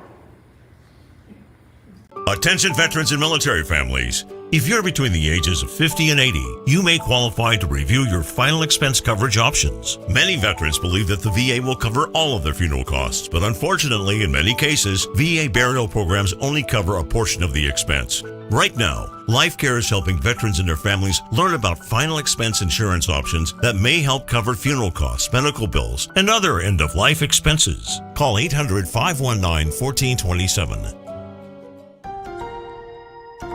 If you're on supplemental oxygen, heavy and awkward tanks can be a burden. Now you can leave home and leave the tanks behind with Inogen, portable oxygen therapy that moves with you. With my Inogen, now I'm able to do the things that I've always loved. I just press the button here and there's my oxygen. Inogen systems are so small and light, you're free to leave the house without the hassles of an oxygen tank. I could play golf again. I could go grocery shopping. I'm free again. With the Inogen, I can handle my own oxygen. I can carry my own oxygen. I go anywhere with this. Look how small it is. And right now, you can try an Inogen portable oxygen system for 30 days risk-free. Call us right now. If you qualify, we'll send you an Inogen system to use for 30 days risk-free. Your insurance may even cover your new Inogen system. If you're on oxygen, you need to be using an Inogen. Call 800-313-6867. 800-313-6867. The IRS has collected over $1 billion in past due taxes this year, and they're aggressively targeting more taxpayers. Don't wait until the IRS comes knocking. Our team is here to help you resolve your tax debts before things escalate. Every tax situation is unique, and so is our approach. We fight to lower your tax debt to an amount that you can afford. United Tax Fix. Expert help, personalized service, and the peace of mind you deserve. Call 800-785-5592. What policy have I not spoken about? Yeah. What's one that's going to come up in this one, something you haven't spoken about publicly before? Spoken publicly, maybe. I posted the other day, if you saw this viral video of the two dads and they're bouncing the baby and the baby's calling for his mother. I'm not okay with that. So I think, we have a crisis in this country, across the world, where we have fathers that have abandoned their families, and I'm the first guy to stand up and say that men need to do their job and look after their sons and daughters, period. The last thing we need to do, and in the same way, kids need a mom. And so to consciously allow for surrogacy where two men are adopting a child, that is about their own satisfaction, their own enjoyment, their own fulfillment. It is not about the child. We have to return to a world in which it's about the child. It's not about our convenience. It's about investing in them. As a Christian parent, it means my daughter and son is teaching them the gospel, teaching them the importance, how to be a good citizen, how to love each other, how to walk through this world, again, understanding what it's all about, what their purpose is here. And so to have children be commoditized in this fashion is unacceptable. I've not spoken about it, but I posted about it, and I think that needs to end. Thank you, Mr. Fisher. Same question for you. What's the one policy you haven't spoken about publicly before that you'd like to share? Well, my problem is I speak too much publicly and I get myself in trouble. But I share Speaker Renner's frustration with the surrogacy problem. That's why, as governor, I would ban surrogacy in the state of Florida. A woman's womb is not for sale. But I will talk about something that is top of mind for a lot of people, not just those in our own party, but those all over the state of Florida, and that is the crimes of Jeffrey Epstein and his co-conspirators. What George Orwell wrote in 1984, that their last and most essential command was to deny the evidence of your eyes and ears. We have all read the disgusting horrors in the Epstein files. That's why, as governor, I would work with my cabinet to appoint a special prosecutor to reopen the Epstein investigations here in Florida.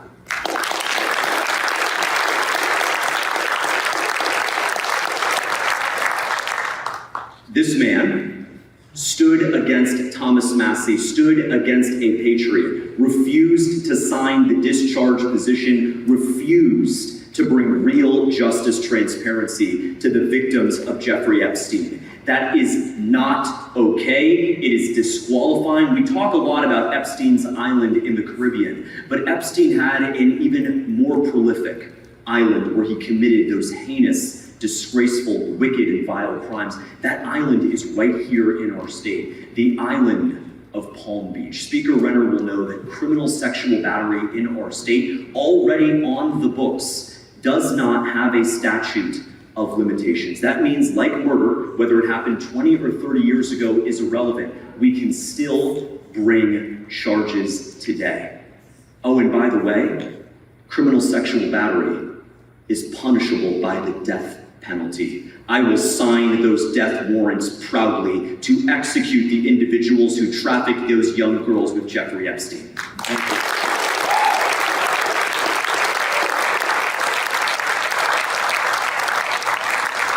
Recently, during the special session, another one of the bills that was held up dealt with medical freedom. In particular, one of the most controversial parts of that medical freedom bill is the vaccine mandate portion. Will you champion, as governor, amending the current law related to medical vaccine mandates to allow for more parental rights in that area? Mr. Speaker. Yeah, let me just bootstrap on what was just said, is that we passed that bill to put the death penalty on the rape of a child when I was Speaker. When I'm governor, we will also, right now the law is if you traffic a child under 12, you can receive the death penalty. What about a 13-year-old or a 14-year-old? And so you can see on our voterenner.com website, we have a policy, or again, a written policy to end sex trafficking in our state. As horrible as Jeffrey Epstein is, it's happening right now in the state. A lot of those people are minors. A lot of those victims are minors. That we're going to make sure to impose the death penalty on them, give the adequate funding, because it's significantly underfunded, where real girls and boys are being groomed as we speak, and there are not enough investigators to get after it, and we will go after those networks. As to vaccine mandates, again, I also have a bold vision and a written policy, you can see it on our website, for health, freedom, and wellness. That includes an end to vaccine mandates, that includes supporting alternative medicine, that includes a farm to cafeteria program to work with our farmers. Again, we're going to make sure that we're taking care of old Florida and taking care of nutrition. We want to know what's in our food, and I want to make sure that we also put the cell phones down for a minute. If you remember, those of us that have some gray hair, we had a presidential physical fitness test. Remember that? Sit-ups, push-ups, pull-ups. I'm going to create a governor's physical fitness test when I'm governor and make sure that we're getting kids on the playground and become resilient and take care of all these things. So health freedom is about vaccine mandates, but it's also about a lot of other things in our food and taking care to make sure we live long lives of wellness. And there's a lot more ground to be covered here. What I've learned in the course of my work on social media is that a lot of these big corporations that you would hope really care about us, just care about monetizing us. And this is true where we had 10 or 11 vaccines and now it's like 70, 80. And so we've got to get after that and make sure people, parents, and pediatricians should have that conversation, not the pediatrician and the CDC. Thank you.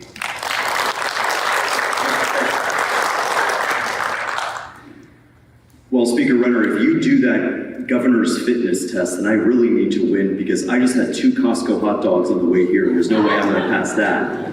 I had a Five Guys hot dog, so there's confessions have been made. Mine was cheaper, $1.50, baby. Look, this guy, he'll raise the price of the Costco hot dog to $9 and pocket the difference.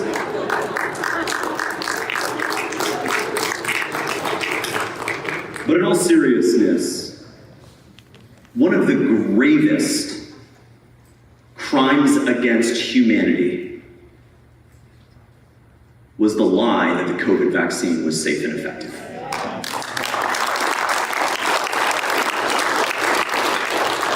It's a very simple check on someone's independent free thinking. Did you take the mRNA vaccine, yes or no? He took it. I didn't, and I will never let them force that poison down you or your kids' throats.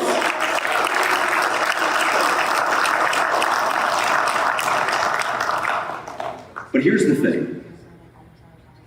We need medical freedom. In the same way you can't deny someone access to your restaurant, to your concert hall, or to your doctor's office on the basis of their race, of their sex, or their religion, you should not ever be able to deny someone access on the basis of their vaccine status. As governor, I'll get that job done. But there is one exception to this rule, because we've all seen the science, we've seen the studies from Harvard to Stanford. The COVID vaccine is poison. The rates of myocarditis and pericarditis in young men in particular, the incidence of young men suffering heart attacks 40 to 50 times the normal rate. As governor, I will pull the COVID vaccine from the market. Thank you, gentlemen. I want to take a minute and acknowledge the fact that we have so many young people in the room. There is a generational shift that is happening. This question is around governance. Speaker Renner, I'll come to you first.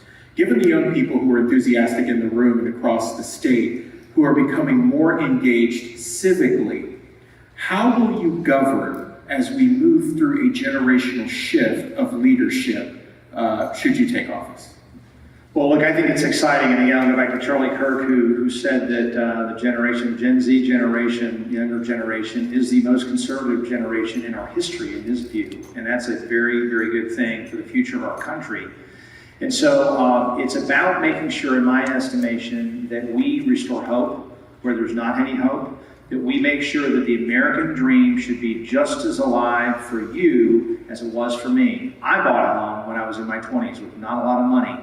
And so I have, in our property tax proposal, strong and... Attention, cancer victims who were in New York on or after 9/11. If you or a loved one were in Lower Manhattan during the 9/11 tragedy, or during the 11 months afterward, and were later diagnosed with any of these or other cancers, you may be entitled to a substantial settlement. A $10 billion compensation fund is in place for these cancer victims. Do not wait to file your claim. Call now and speak with us. The call is confidential and free. Or reach us online at worldtradecenterfund.com. The IRS has collected over $1 billion in past due taxes this year, and they're aggressively targeting more taxpayers. Don't wait until the IRS comes knocking. Our team is here to help you resolve your tax debts before things escalate. Every tax situation is unique, and so is our approach. We tailor solutions to fit your specific needs, giving you the personalized attention you deserve. The IRS has resumed collection enforcement. Don't wait until it's too late. Our team can help you resolve your tax issues before liens, levies, or passport restrictions kick in. Behind on filing taxes? We specialize in getting you back on track by filing past returns and negotiating with the IRS. Does the IRS claim that you owe money that you don't have? We fight to lower your tax debt to an amount that you can afford.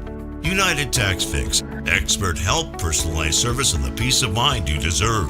Call 800-785-5592. That's 800-785-5592.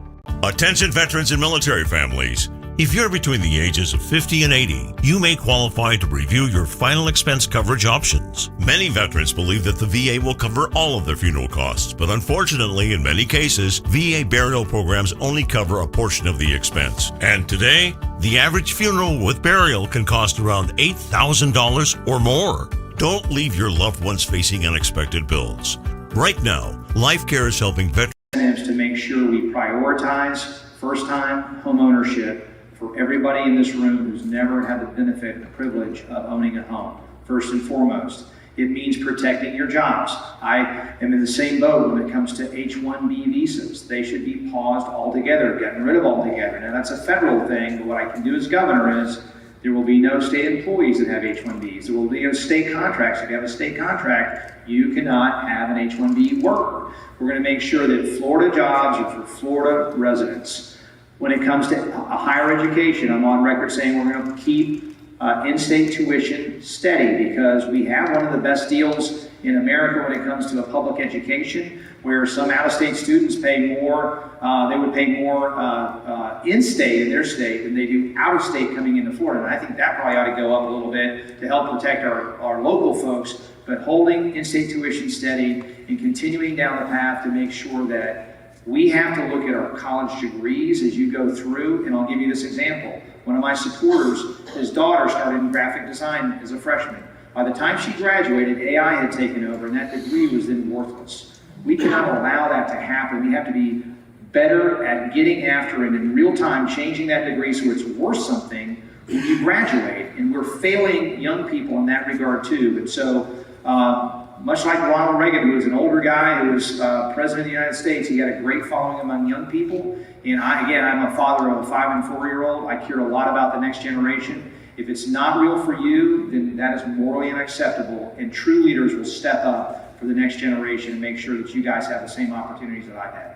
Thank you, Speaker Renner. Mr. Bigstaff, same question to you. Obviously, we have a very engaged younger generation in the room. As the generations shift and we move to younger leadership, how are you going to govern?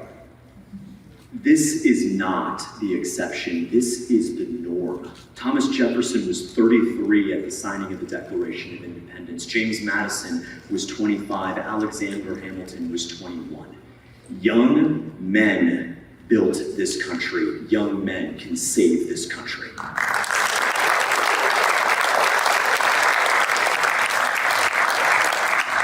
Let me acknowledge the fact, and I say it with humility, that our campaign is crisscrossing the state. They said we were an online campaign until we showed up at Waffle House with 300 people. We've since been banned. And then we crowded FAU with 800 people. We have visited 61 of our 67 counties because we are meeting young, old, black, white, it doesn't matter. We're meeting people, Floridians, Americans, face to face. A new poll just came out yesterday that says that if Byron Donalds is our Republican nominee, he will lose the general to David Jolly.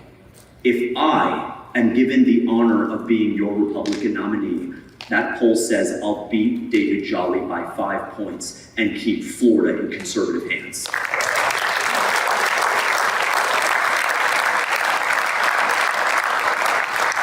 And you only need to look around this room to know why I beat Jolly and this guy loses. Because I'm willing to show up. I'm willing to take the tough questions. Not right now. I'm willing to take, I know you're interrupting, but not right now. Okay.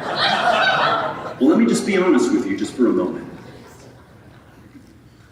Byron Donalds, you're a DEI hire because you want to be governor, but you didn't earn it. You're not willing to talk to these people and take questions. Speaker Renner lives 6 hours from here. I live 8 hours from here. You live 10 miles up the street. What's your excuse?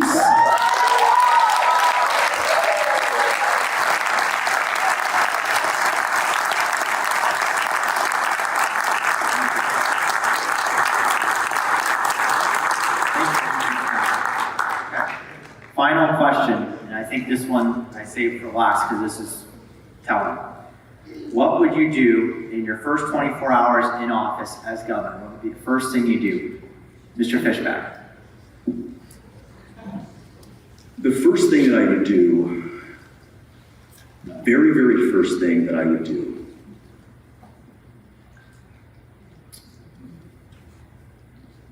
is I would deploy the Florida National Guard to remove illegal homeless encampments from our streets. No one should be living on the street, shooting heroin into a needle, sleeping in urine or excrement, and no one in this room should have to step over them on their way to church, on their way to pick up their car, or on the way simply to a walk on the beach. The homeless crisis is out of control. In Naples, in Fort Myers, in Orlando, even in DeLand, Jacksonville, it doesn't matter. We've got people living on the street. Yes, the law, it makes it illegal, but if we're not willing to enforce the law, then nothing changes. You know, burning down a police station in the summer of 2020 to honor George Floyd is illegal, but nobody went to prison. Shooting people on the streets of San Francisco is illegal, but nobody ever goes to prison. So if people can live on the streets and make our lives unsafe, but we don't do anything about it, we tolerate that behavior. We tolerate it, and we have victims like Rita Longrick, 74 years old, from Martin County. She went down to Palm Beach County 3 days before Christmas last year, walked into a Barnes & Noble to buy Christmas gifts, and she was stabbed to death by a 40-year-old homeless man who came down from Georgia. If you're not safe in a Barnes & Noble, you're not safe anywhere. I would use my constitutional authority to deploy the Florida National Guard to remove illegal homeless encampments from our streets so they can get the care that they need and we can get the safety that we deserve. Speaker Renner. Well, what is the first thing in the first 24 hours you do as governor? So I will call a special session to enact our agenda to lower the cost of living and make Florida affordable again. That means eliminating homestead property taxes. That means reducing insurance costs. That means reversing the perverse incentives that the electrical companies use to overcharge you for your electric bills. And it means ending any chance for AI data centers to be built in the state of Florida. That's my day one priority, and it will continue for 8 years because we've got a long road to travel together to make sure that also the young people in the front row have an opportunity, not in their late 40s, but in their 20s, to buy a home and to have that American dream. That will be my day one priority when I'm governor, and a lot of other stuff that you guys are gonna like.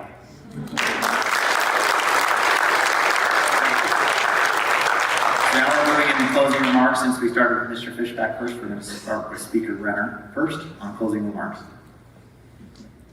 So we are at a pivotal crossroads, and with a Republican state, it's time for discernment, it's time for common sense to sniff out the campaign conservatives from the true believers. And I do believe, and it's been referenced tonight, some of the people who didn't choose to show up here, even though they live here, we cannot go backwards. What I love about the governor is he's always leaned forward, he's always fought the left wherever they raise their head.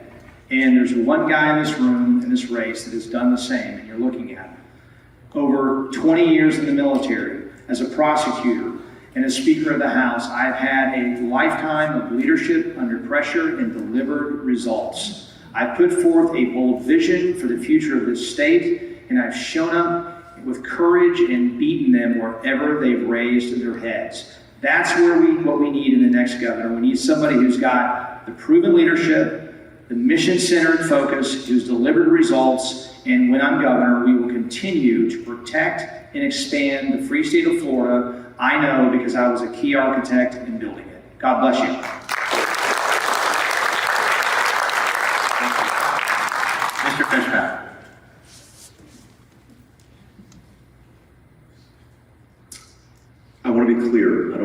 set false expectations. I don't want to catfish any of you. I have zero political experience.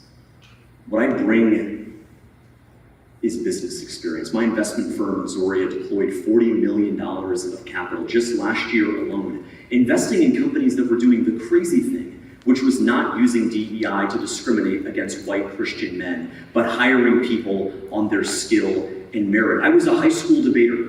My first ever high school debate tournament was at Marjorie Stoneman Douglas in October of 2009. High school debate changed my life, but then it went woke, and it became very expensive for kids like me to be able to do it. So I started a free high school debate league that now serves students in 52 of our 67 counties, 5,000 students every single year.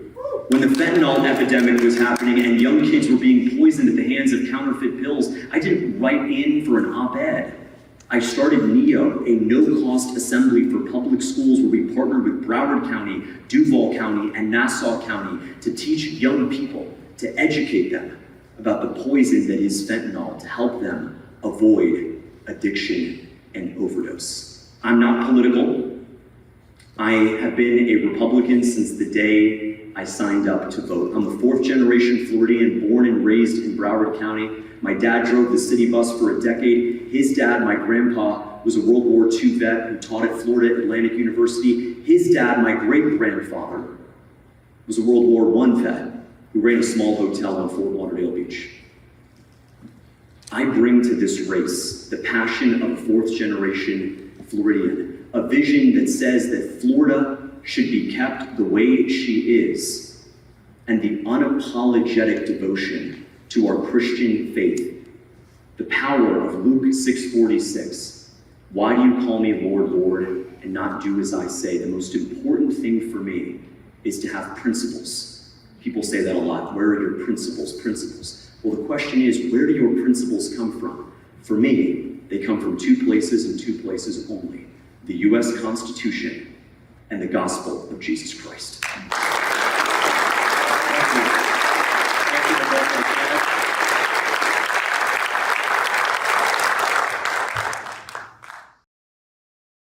Before you buy a stock, it helps to know what the legends would say.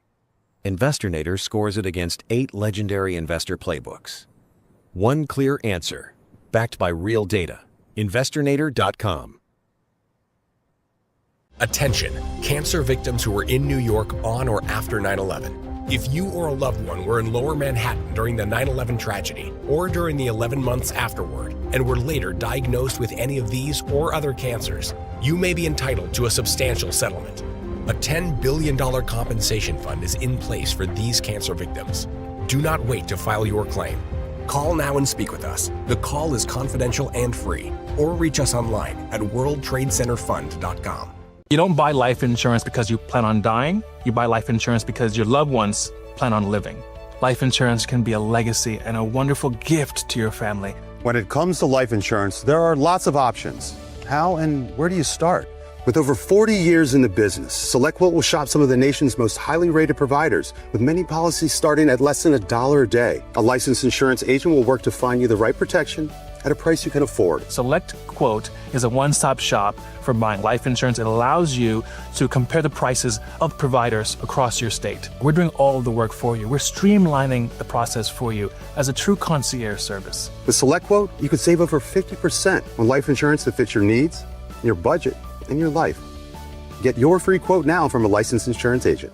Protect your family's future by calling SelectQuote for your free quote with a licensed insurance agent. We shop, you save. 800-212-3199. 800-212-3199. If you're on supplemental oxygen, heavy and awkward tanks can be a burden. Now you can leave home and leave the tanks behind with Inogen, portable oxygen therapy that moves with you. With my Inogen, now I'm able to do the things that I've always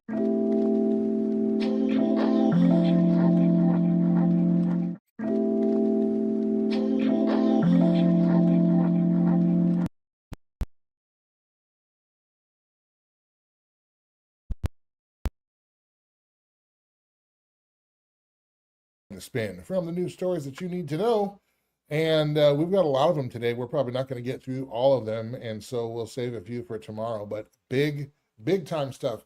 And you would think that, particularly RC, it's amazing what gets in the news and what doesn't. And again, we've talked about distraction and things like that, but there's so many shiny objects. You know, Dr. Fauci was a soup du jour last week. And then, you know, all of a sudden we're backing off that and we're respecting Joe Biden's auto pen on that one and everything else. You know, but however, if you dare to go against your leader, well, we're going to run you out of town. So, you know, the accountability is certainly selective and few and far between at that. But nonetheless, we are not afraid because we are not owned, bought, or paid for by any political party or advertiser in a special interest. Our interest is the truth, and our interest is getting the truth to you. Yes, we do have a bias. We are conservative. We do believe in the Lord, and so that is that's the way that is. That stuff's going to come out, but we're looking for the truth, and you can do with it what you will. And so we want to get right to it. First off, my friend, let's start with this. Well, that's the question. Did the tariffs work? Now, NRC, you'll recall, in fact, it was on Independence Day, was it not, that President Trump, it was, you know, unleashed these tariffs onto the world, and he did so unilaterally, did so through an emergency authorization, which is becoming a common way for our government to do things, just declare an emergency and do whatever you want. And the idea was, and we've even had guests on Culture Crossroads, the Sunday show, and talking about, well, the idea behind tariffs is bring, you know, reshore American work, American production. That is a good idea.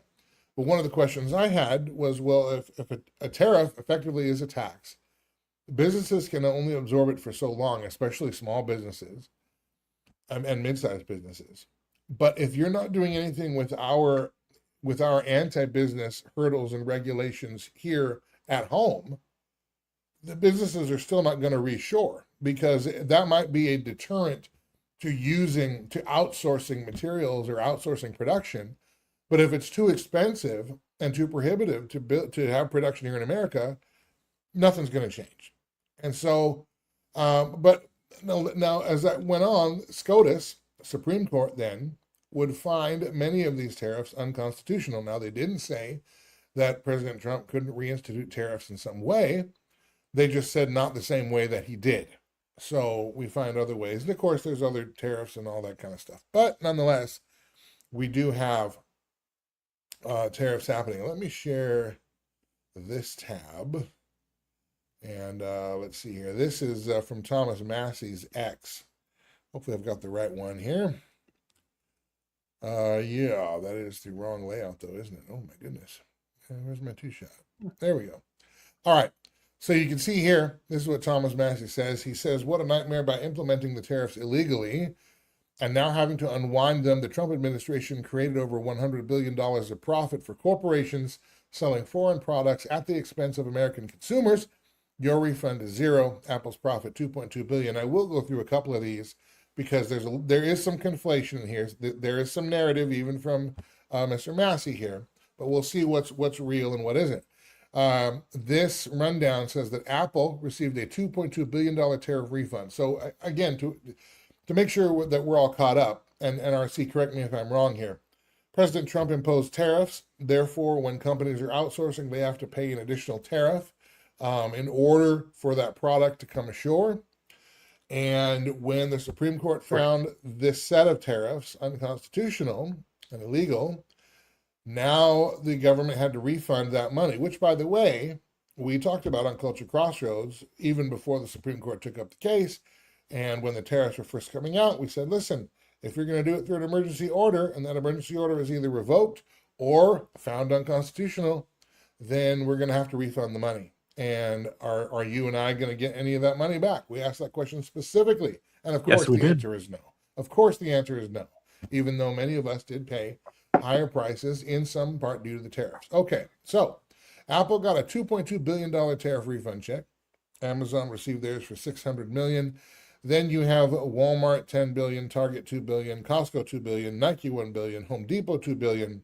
And of course, where is your $2,000 check. I'll leave this up on the screen for just a minute.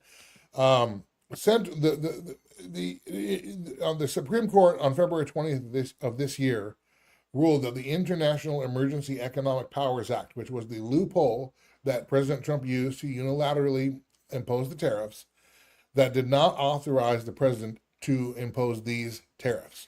So the Court of International Trade subsequently ordered Customs and Border Protection to return roughly $166 billion in unlawfully collected duties plus interest to the importers of record that paid them.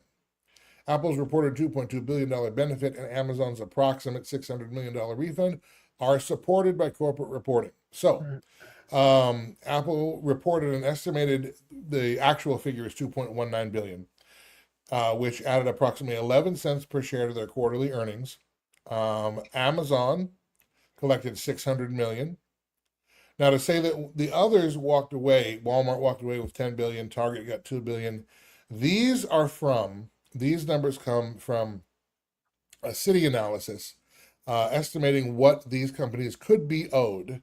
So the final tabulations have not been officially released yet. But the unofficial amounts that these companies, Walmart, Target, Nike, Macy's, for example, is another one, $320 million to Macy's, Costco, Home Depot. Again, this is what they're approximately owed, what they could potentially be owed. It could be a little bit more. It could be a little bit less. So we're getting an estimate there, and that doesn't mean that those checks have been cut yet, because again, that final number is still imprecise. The claim that the administration created more than $100 billion in corporate profit, that is possible, but it's not precise. There's three possible outcomes here, RC. One, a company absorbed the tariff and then later recovered it, so that refund would restore its prior position, right? So the second would be that the company passed the tariff entirely to customers, then returned the refund through rebates or lower prices. So then their windfall would be limited. So if you know, just whatever, you buy a surround sound system from from Walmart, and the surround sound normally would cost whatever, $100, $200. I realize these are low numbers, but whatever, $100. But because of the tariff, they charge $120. Well, then Walmart would then. The average cost of mesothelioma treatment can exceed $400,000. Families often face losing their homes or life savings just to pay the bills. If you or a loved one worked in these industries and were diagnosed with mesothelioma, you may be entitled to compensation to protect your family. At Rights and Claims, we've helped families recover over $1 billion to cover medical costs, lost wages, and more. Let us help you secure their future with the compensation you deserve. Call 800-895-0489. If you're on supplemental oxygen, heavy and awkward tanks can be a burden. Now you can leave home and leave the tanks behind with Inogen, portable oxygen therapy that moves with you. With my Inogen, now I'm able to do the things that I've always loved. I just press the button here, and there's my oxygen. Inogen systems are so small and light, you're free to leave the house without the hassles of an oxygen tank. I could play golf again. I could go grocery shopping. I'm free again. With the Inogen, I can handle my own oxygen. I can carry my own oxygen. I go anywhere with this. Look how small it is. And right now, you can try an Inogen portable oxygen system for 30 days risk-free. Call us right now. If you qualify, we'll send you an Inogen system to use for 30 days risk-free. Your insurance may even cover your new Inogen system. If you're on oxygen, you need to be using an Inogen. Call 800-313-6867. 800-313-6867. Most growing businesses are making seven-figure decisions on gut feel and assumptions. The biggest companies in the world don't operate that way. Neither should you. Sherlock gives you market intelligence they pay six figures for. We find your buyers before your competitors do. Visit investinanswers.com to learn more. Hey guys, you know Juliana and I and what we do, so let's be honest. The healthcare system has become a maze of red tape and sky-high costs. That's why we want you to check out Altrua HealthShare. That's a community of people helping people. Now, Altrua isn't insurance. It's a faith-based health share. Back and maybe offer a rebate of $20 on something, or offer lower prices on something else to offset the cost of that to the consumer, either in that particular area, electronics or gaming, or in some other area. So then when they get their refunds there, they might have a little profit but not much because they tried to offset it that way. That's a possible arrangement.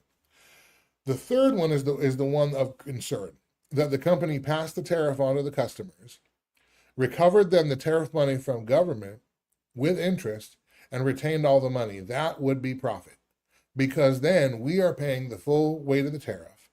Then they are getting basically $2.2 billion, putting them ahead, or $1 billion, or whatever the amount is, putting them ahead. That's the main concern here, that not that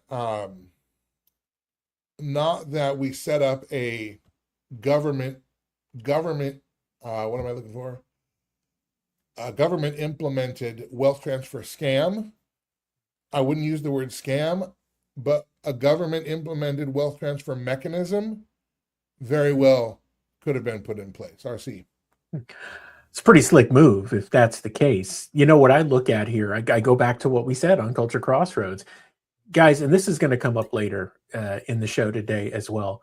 When you live by the sword, you die by the sword. The thing that we've continued to say, and now here we are, is that you need to codify everything you want to do into law in the window that was given. We said at best you've got 18 months to do that, because if you don't, then it can just be rolled back. And in this case, it was the Supreme Court that did it. Now, ultimately, how much of this will shake out, we don't know. I think your scenarios of how companies could use the money that they would get back is acceptable. It could be any combination of those, depending on how much heat those companies want to take when people want to eat the rich.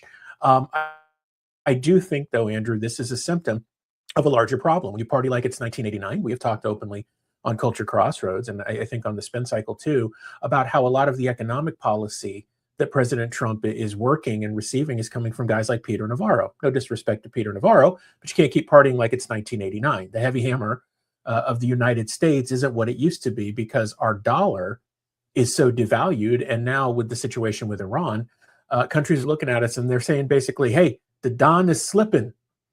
I would never been able to get to him like that 10 years ago, as they would say in The Godfather, right? So ultimately, what comes of this? Well, if you take it naked and bare, it does look like it could potentially be some type of weird wealth transfer, which just isn't a good look. But then again, Andrew, I was thinking about that last night and this morning, is that what now is acceptable behavior has now come into question, right? And the gray area has gone from this to this. And so in some way, could this be deemed acceptable? Because a lot of things have now been deemed, oh, that's acceptable. Now, look, it may not be ethical, it may not be moral, but it is legal. And ultimately, that's what matters the most. I think it's disappointing to see that, hey, this is supposed to be the solution to the problem, and then you get smacked back by the Supreme Court. Now, President Trump has a method to implement them again. They didn't tell him he couldn't. They just said you can't do it this way. But I think he and the administration would do themselves well to actually get things codified into law so that they can't be changed. Well, but I mean, we're on midterm season and we are mired once again in the Middle East, and we're also still financing Ukraine v. Russia. Yep. We're not getting anything done. Our window is closed for codifying anything.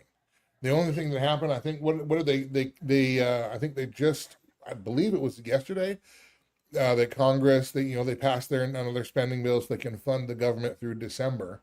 I mean, most of us would like.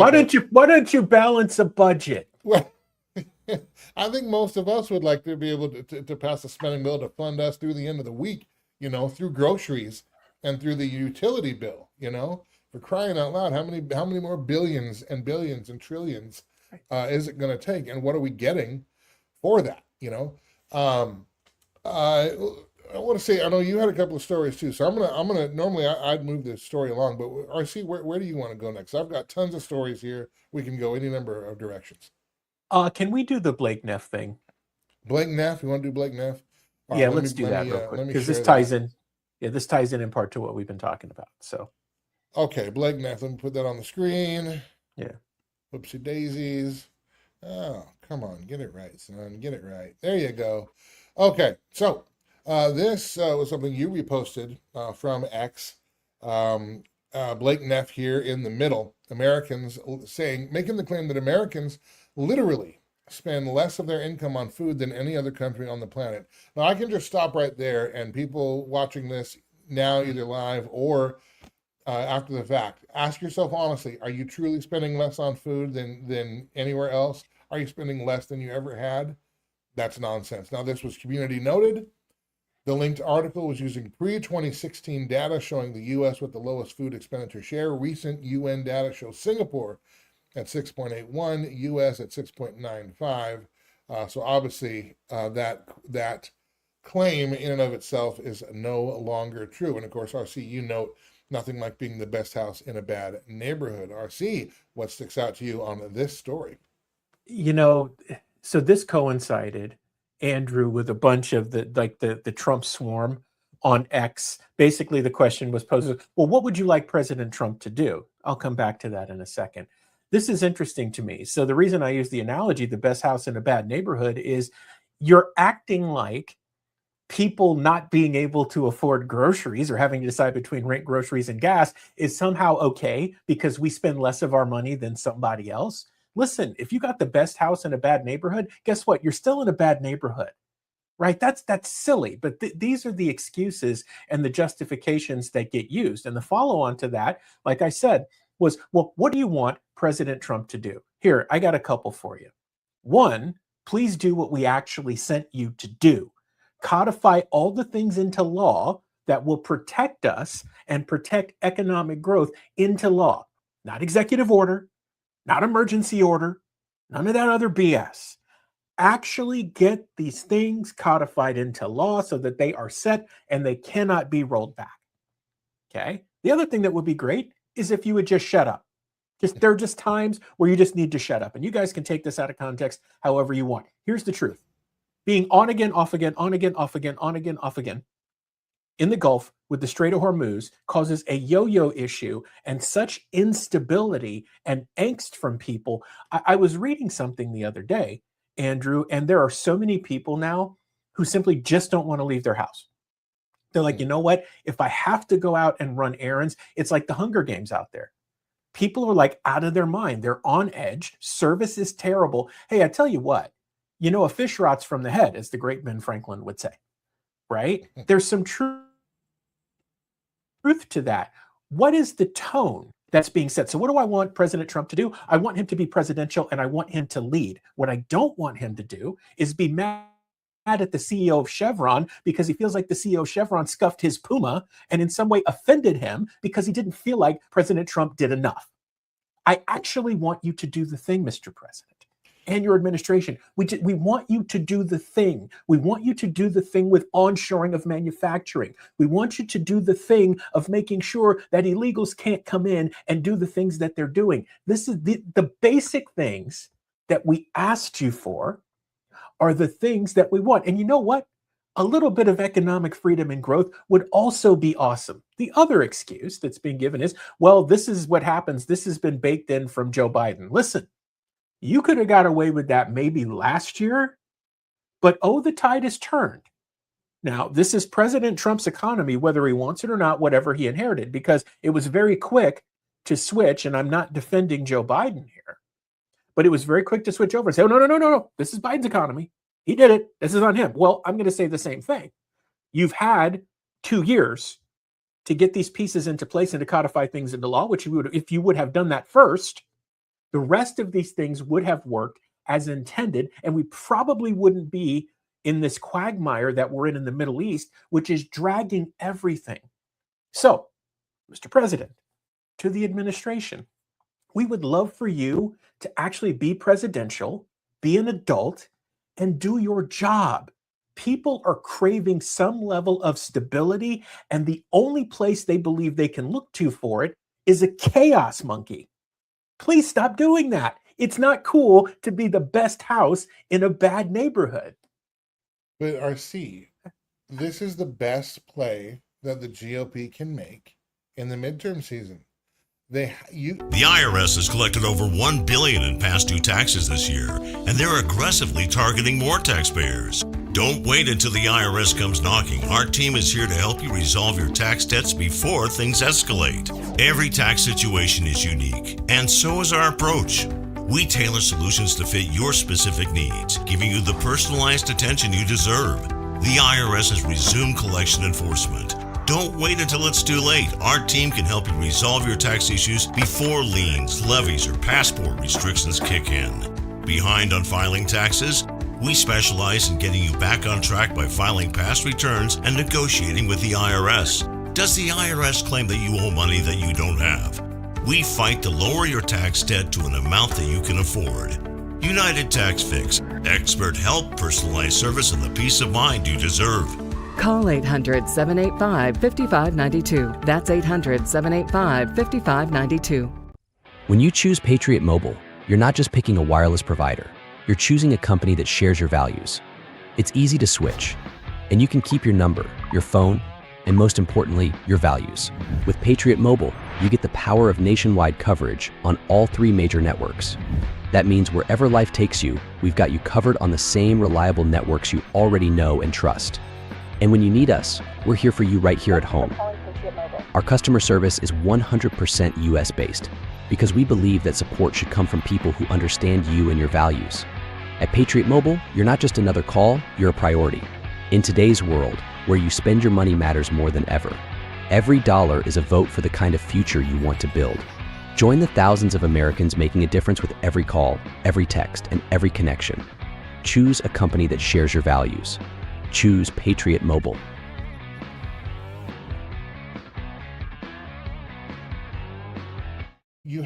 They have to convince you that the higher prices and the chaos and all of this is the best possible outcome of all possible worlds.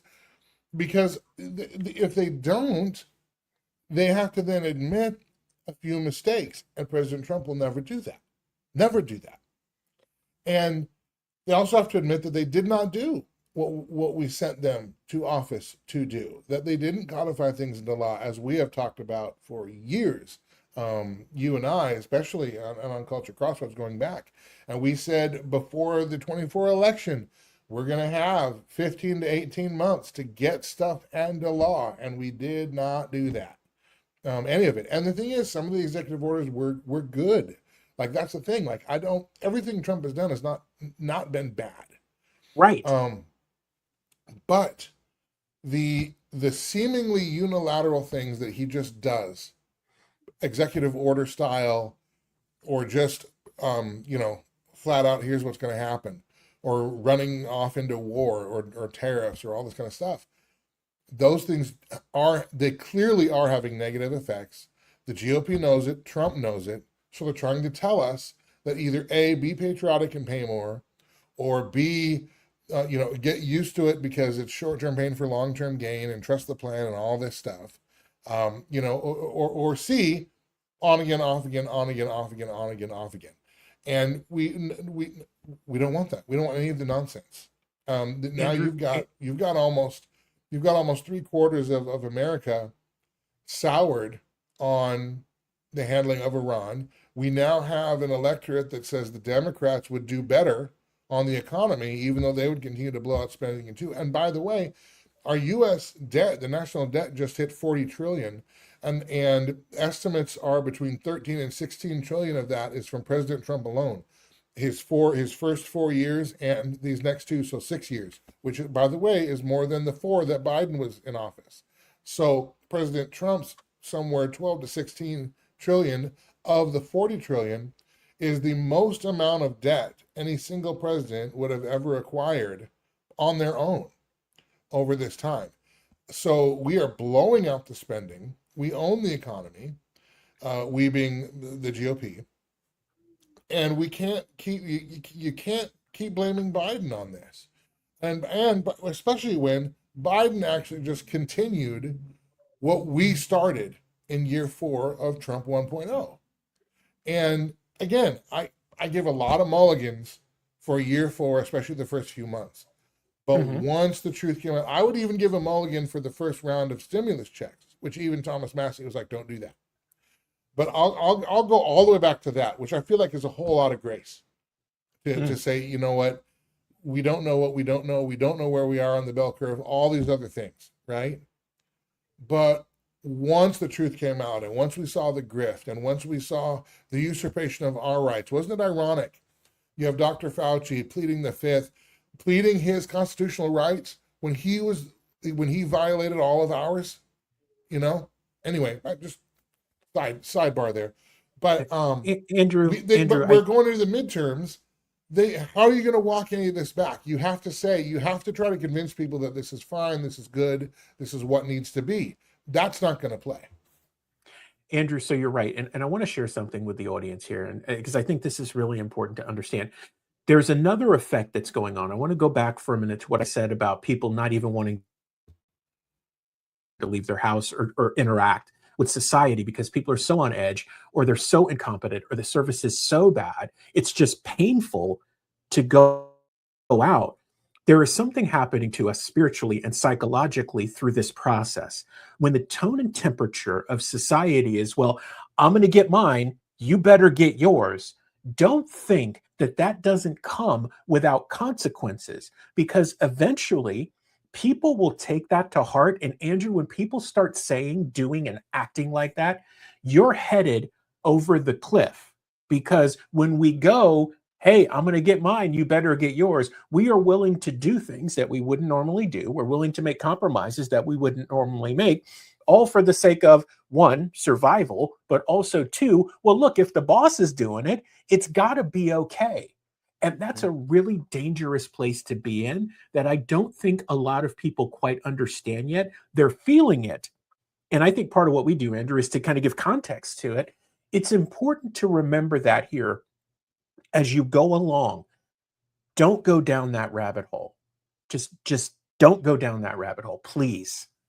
And I think with the context that we're trying to provide is also the warning, not just to knock on Trump for things we disagree with or what have you. We do want to hold our own side accountable. It's our side. That's where we're going to have the most sway, at least in theory. But the precedences that we're establishing, the behavior that we're saying is okay from our government, these really are the red flags that we're saying, hey, no, this shouldn't be okay. Because at some point, whether it's a Republican or a Democrat or whomever, we're going to concentrate enough power into that executive branch, and they're just going to say, you know what? I'm done with elections. You know what? I'm done asking for votes through Congress. I'm done. This is just what we're going to do. We now have this power now. It's become okay. And don't think we don't do that, because, and I want to point you back to the fact that we have not declared war since World War II in Congress. We've had joint resolutions, but we've not declared war. So you're going on 80 years now of wars that we've just gone into, that if we're going strictly constitutionally, unconstitutionally, all of them, every single one. Have you heard any Republican or Democrat bring that up at all ever? Silly Constitution.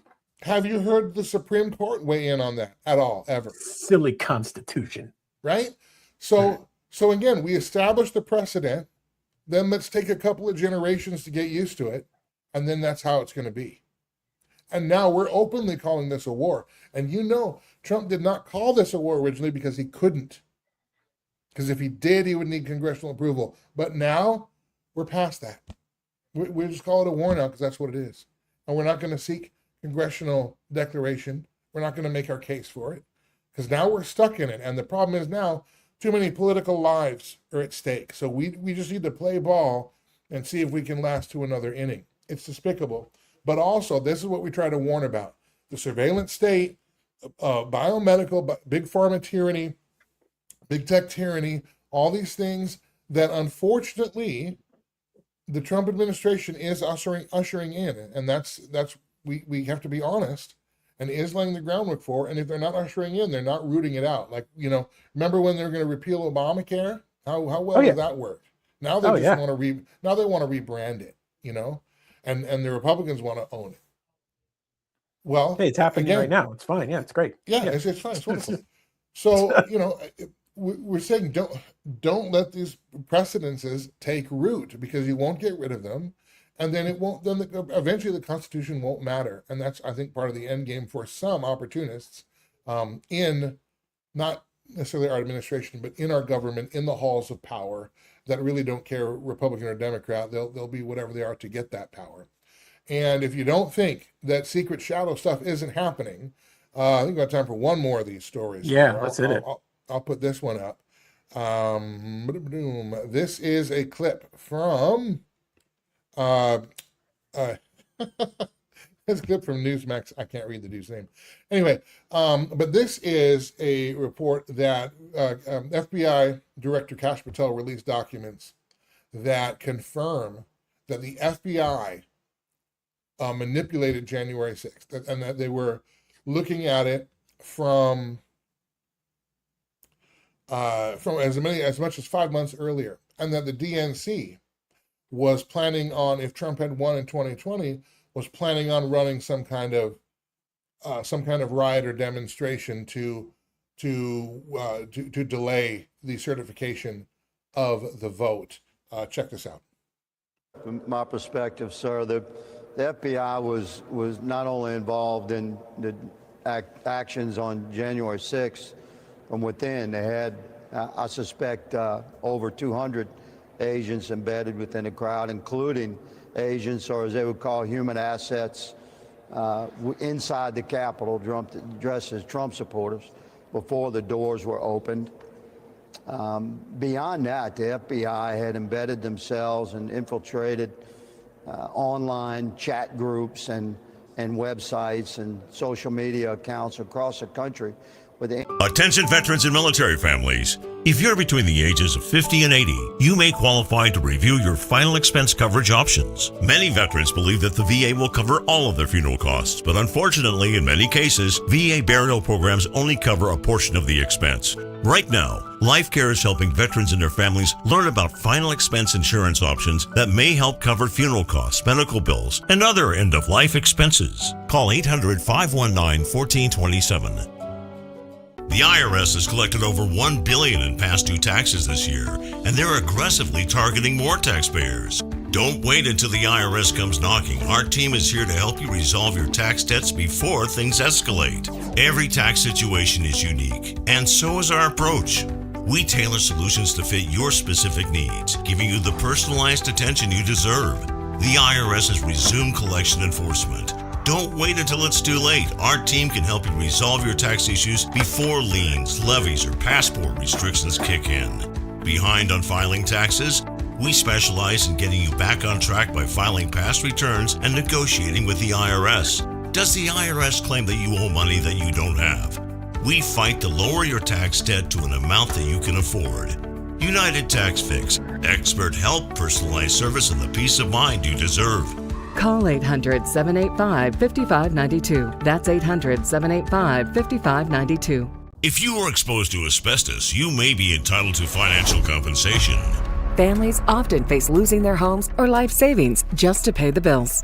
If you or a loved one worked in these industries and were diagnosed with mesothelioma, you may be entitled to compensation to protect your family. At Rights and Claims, we've helped families recover over $1 billion to cover medical costs, lost wages, and more. Let us help you secure their future with the compensation you deserve.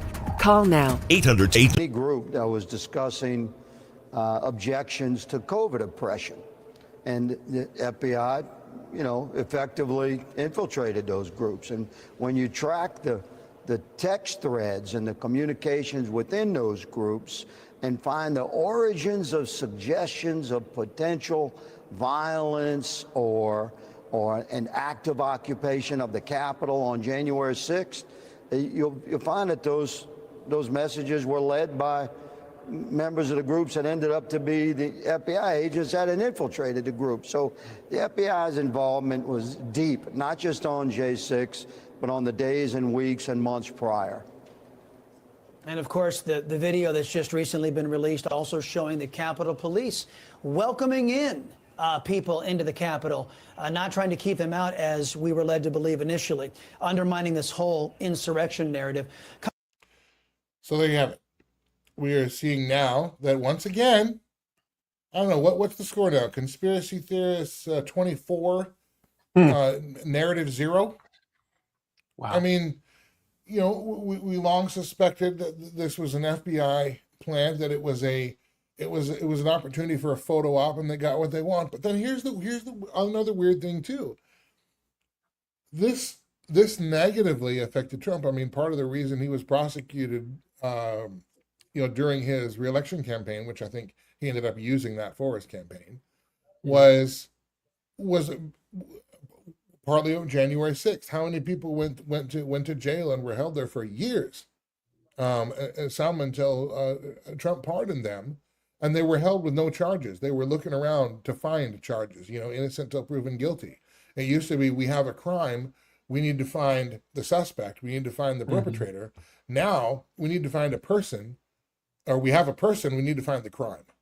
And we're slowly getting into that across the country anyway. That's what the surveillance state is for. We just want to watch you all the time and find some crime that we can get you with. You would wonder why President Trump wouldn't be more dogged about going after these things. But then again, we know that their reports have noted there was an agreement that, hey, I won't go after your guys, you don't go after my guys. So we'll acknowledge, quote, the Biden auto pen pardon for Fauci, and you acknowledge the pardons that I made, and we'll just, we'll all get away with everything. But this, I mean, we know that the CIA has gone rogue. Kennedy, but even far back as President John F. Kennedy and presidents prior to him, Eisenhower as well, said the CIA had gone rogue. And so our agencies have operations that are being used against us and we the people to affect outcomes such as elections, to affect perceptions of outcomes such as elections. That's what we're looking at here. Andrew, it pains me to hear some of this stuff. Again, conspiracy theorist 240,104, narrative 0.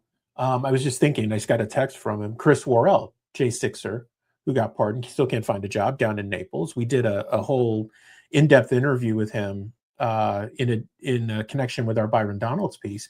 Byron was his congressional rep and didn't do anything for him. What Chris described to us in this instance, it's like there were so many people that were persecuted and prosecuted for no good reason. And what's their recourse been? Little to nothing, right? Because there's a deal that says, hey, I will go after your guys if you don't go after my guys. It just seems like we are moving towards this fascist totalitarian apparatus. We were already an oligarchy, and now it seems like we're just making the complete move. We're also crony capitalism, right? We're at that level, but it feels like we're just making that full jump into totalitarianism and the surveillance state. And it pains me because we've talked about this so much, and it seems like there's a level of apathy, just generally speaking, on this whole thing. It becomes frustrating, Andrew. And then I think at a very basic level, we want some accountability, right? At a basic level, if somebody committed a crime against another person and they are deserving of prosecution and prison, can we actually see that happen just once? Can we just get one? Isn't that what like people like Fauci represent? It's not that, yes. Like, if Fauci went to prison, it wouldn't change our lives. It wouldn't bring the price of groceries down. But it would represent, we're not afraid to hold people in power accountable. And but we're not going to do that. We're not. We're not. No, I'm going to save that because that's about to get into another story, and we're pretty much out of time. But I'll bring that up because it's something else. Again, it's just this crony. It's not even crony anymore. It's just flat out corruption. Let's call it what it is. It's both parties. It's DC. They may be too far gone. I will say this: one way that we can push back again is at our local level. The more we can, if we want to, if you want to pay higher prices and have them matter, if you want, let me rephrase that. If you're paying higher prices for food, but you want that higher price to actually make a difference, then buy local. Those are higher prices. The quality is much higher. You don't have to worry about Taylor Farms spraying turds all over your lettuce because it's your neighbor that's growing it. You know, find the farmers markets, find the meat processor in your area, buy meat locally, do as much as you can in your community. Stop playing their game. If we don't play their game, they won't have the power over us.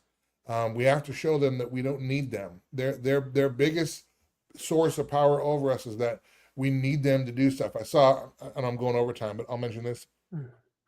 There's a poll out with most parents now saying that they approve of cell phone bans, all-day cell phone bans for their kids in school. Parents, you don't need the school to ban cell phones from your kids. You don't. You can take the phone. You can keep it all day and give it back. This is our problem. We don't need them to do that. We can do it. It's very simple. Give me your phone. Problem solved. I'm a parent, so it works. But we now are conditioned and used to relying on government for all these services, relying on this thing and that thing, and we just have to stop playing their game. And we can do that to some degree. So again, I would say if you can, buy local, do as much as you can local. Make sure you have a good sheriff. If you've got a sheriff up for election, know who they are. Yep. You know, and vote for the right ones that are going to protect your rights and protect and defend the Constitution and your rights within the Constitution. Anyway, I'll shut up. RC, I give you the last word, and also again let everybody know where we are all over this internet space. Andrew, we do this every day because we have to continue to fight the good fight. So you can find everything Culture Crossroads. You can see it scrolling along the bottom of the screen there. YouTube channel, Culture Crossroads 316, Watchmen Action, all things Watchmen Action. Start at watchmenaction.org. All of our social medias are Watchmen Action. You can also watch us on Bet Cable. In the Dakotas, that's channel 40 on the Bet Cable and Epic Cable systems. You can also see the streaming at watchmenaction.org/network. And on all of our social medias as well. Watchmen Action 24/7, plenty of episodes of Culture Crossroads, the Spin Cycle, the Watchmen Brief, our other special reports. All that stuff lives there. And wherever you go, please like, share, and subscribe accordingly. And with that, for RC Williams, I'm Andrew Southwick. This has been the Spin Cycle. Tomorrow's episode, actually, I think we'll be able to do it about the same time, about lunchtime, 12:45-ish, 1 o'clock. We'll be around here midday. Later in the week, it's going to be some later episodes. Again, my fault for some traveling I need to do, but we will be with you each and every day. So thank you for being with us today. We'll see you next time.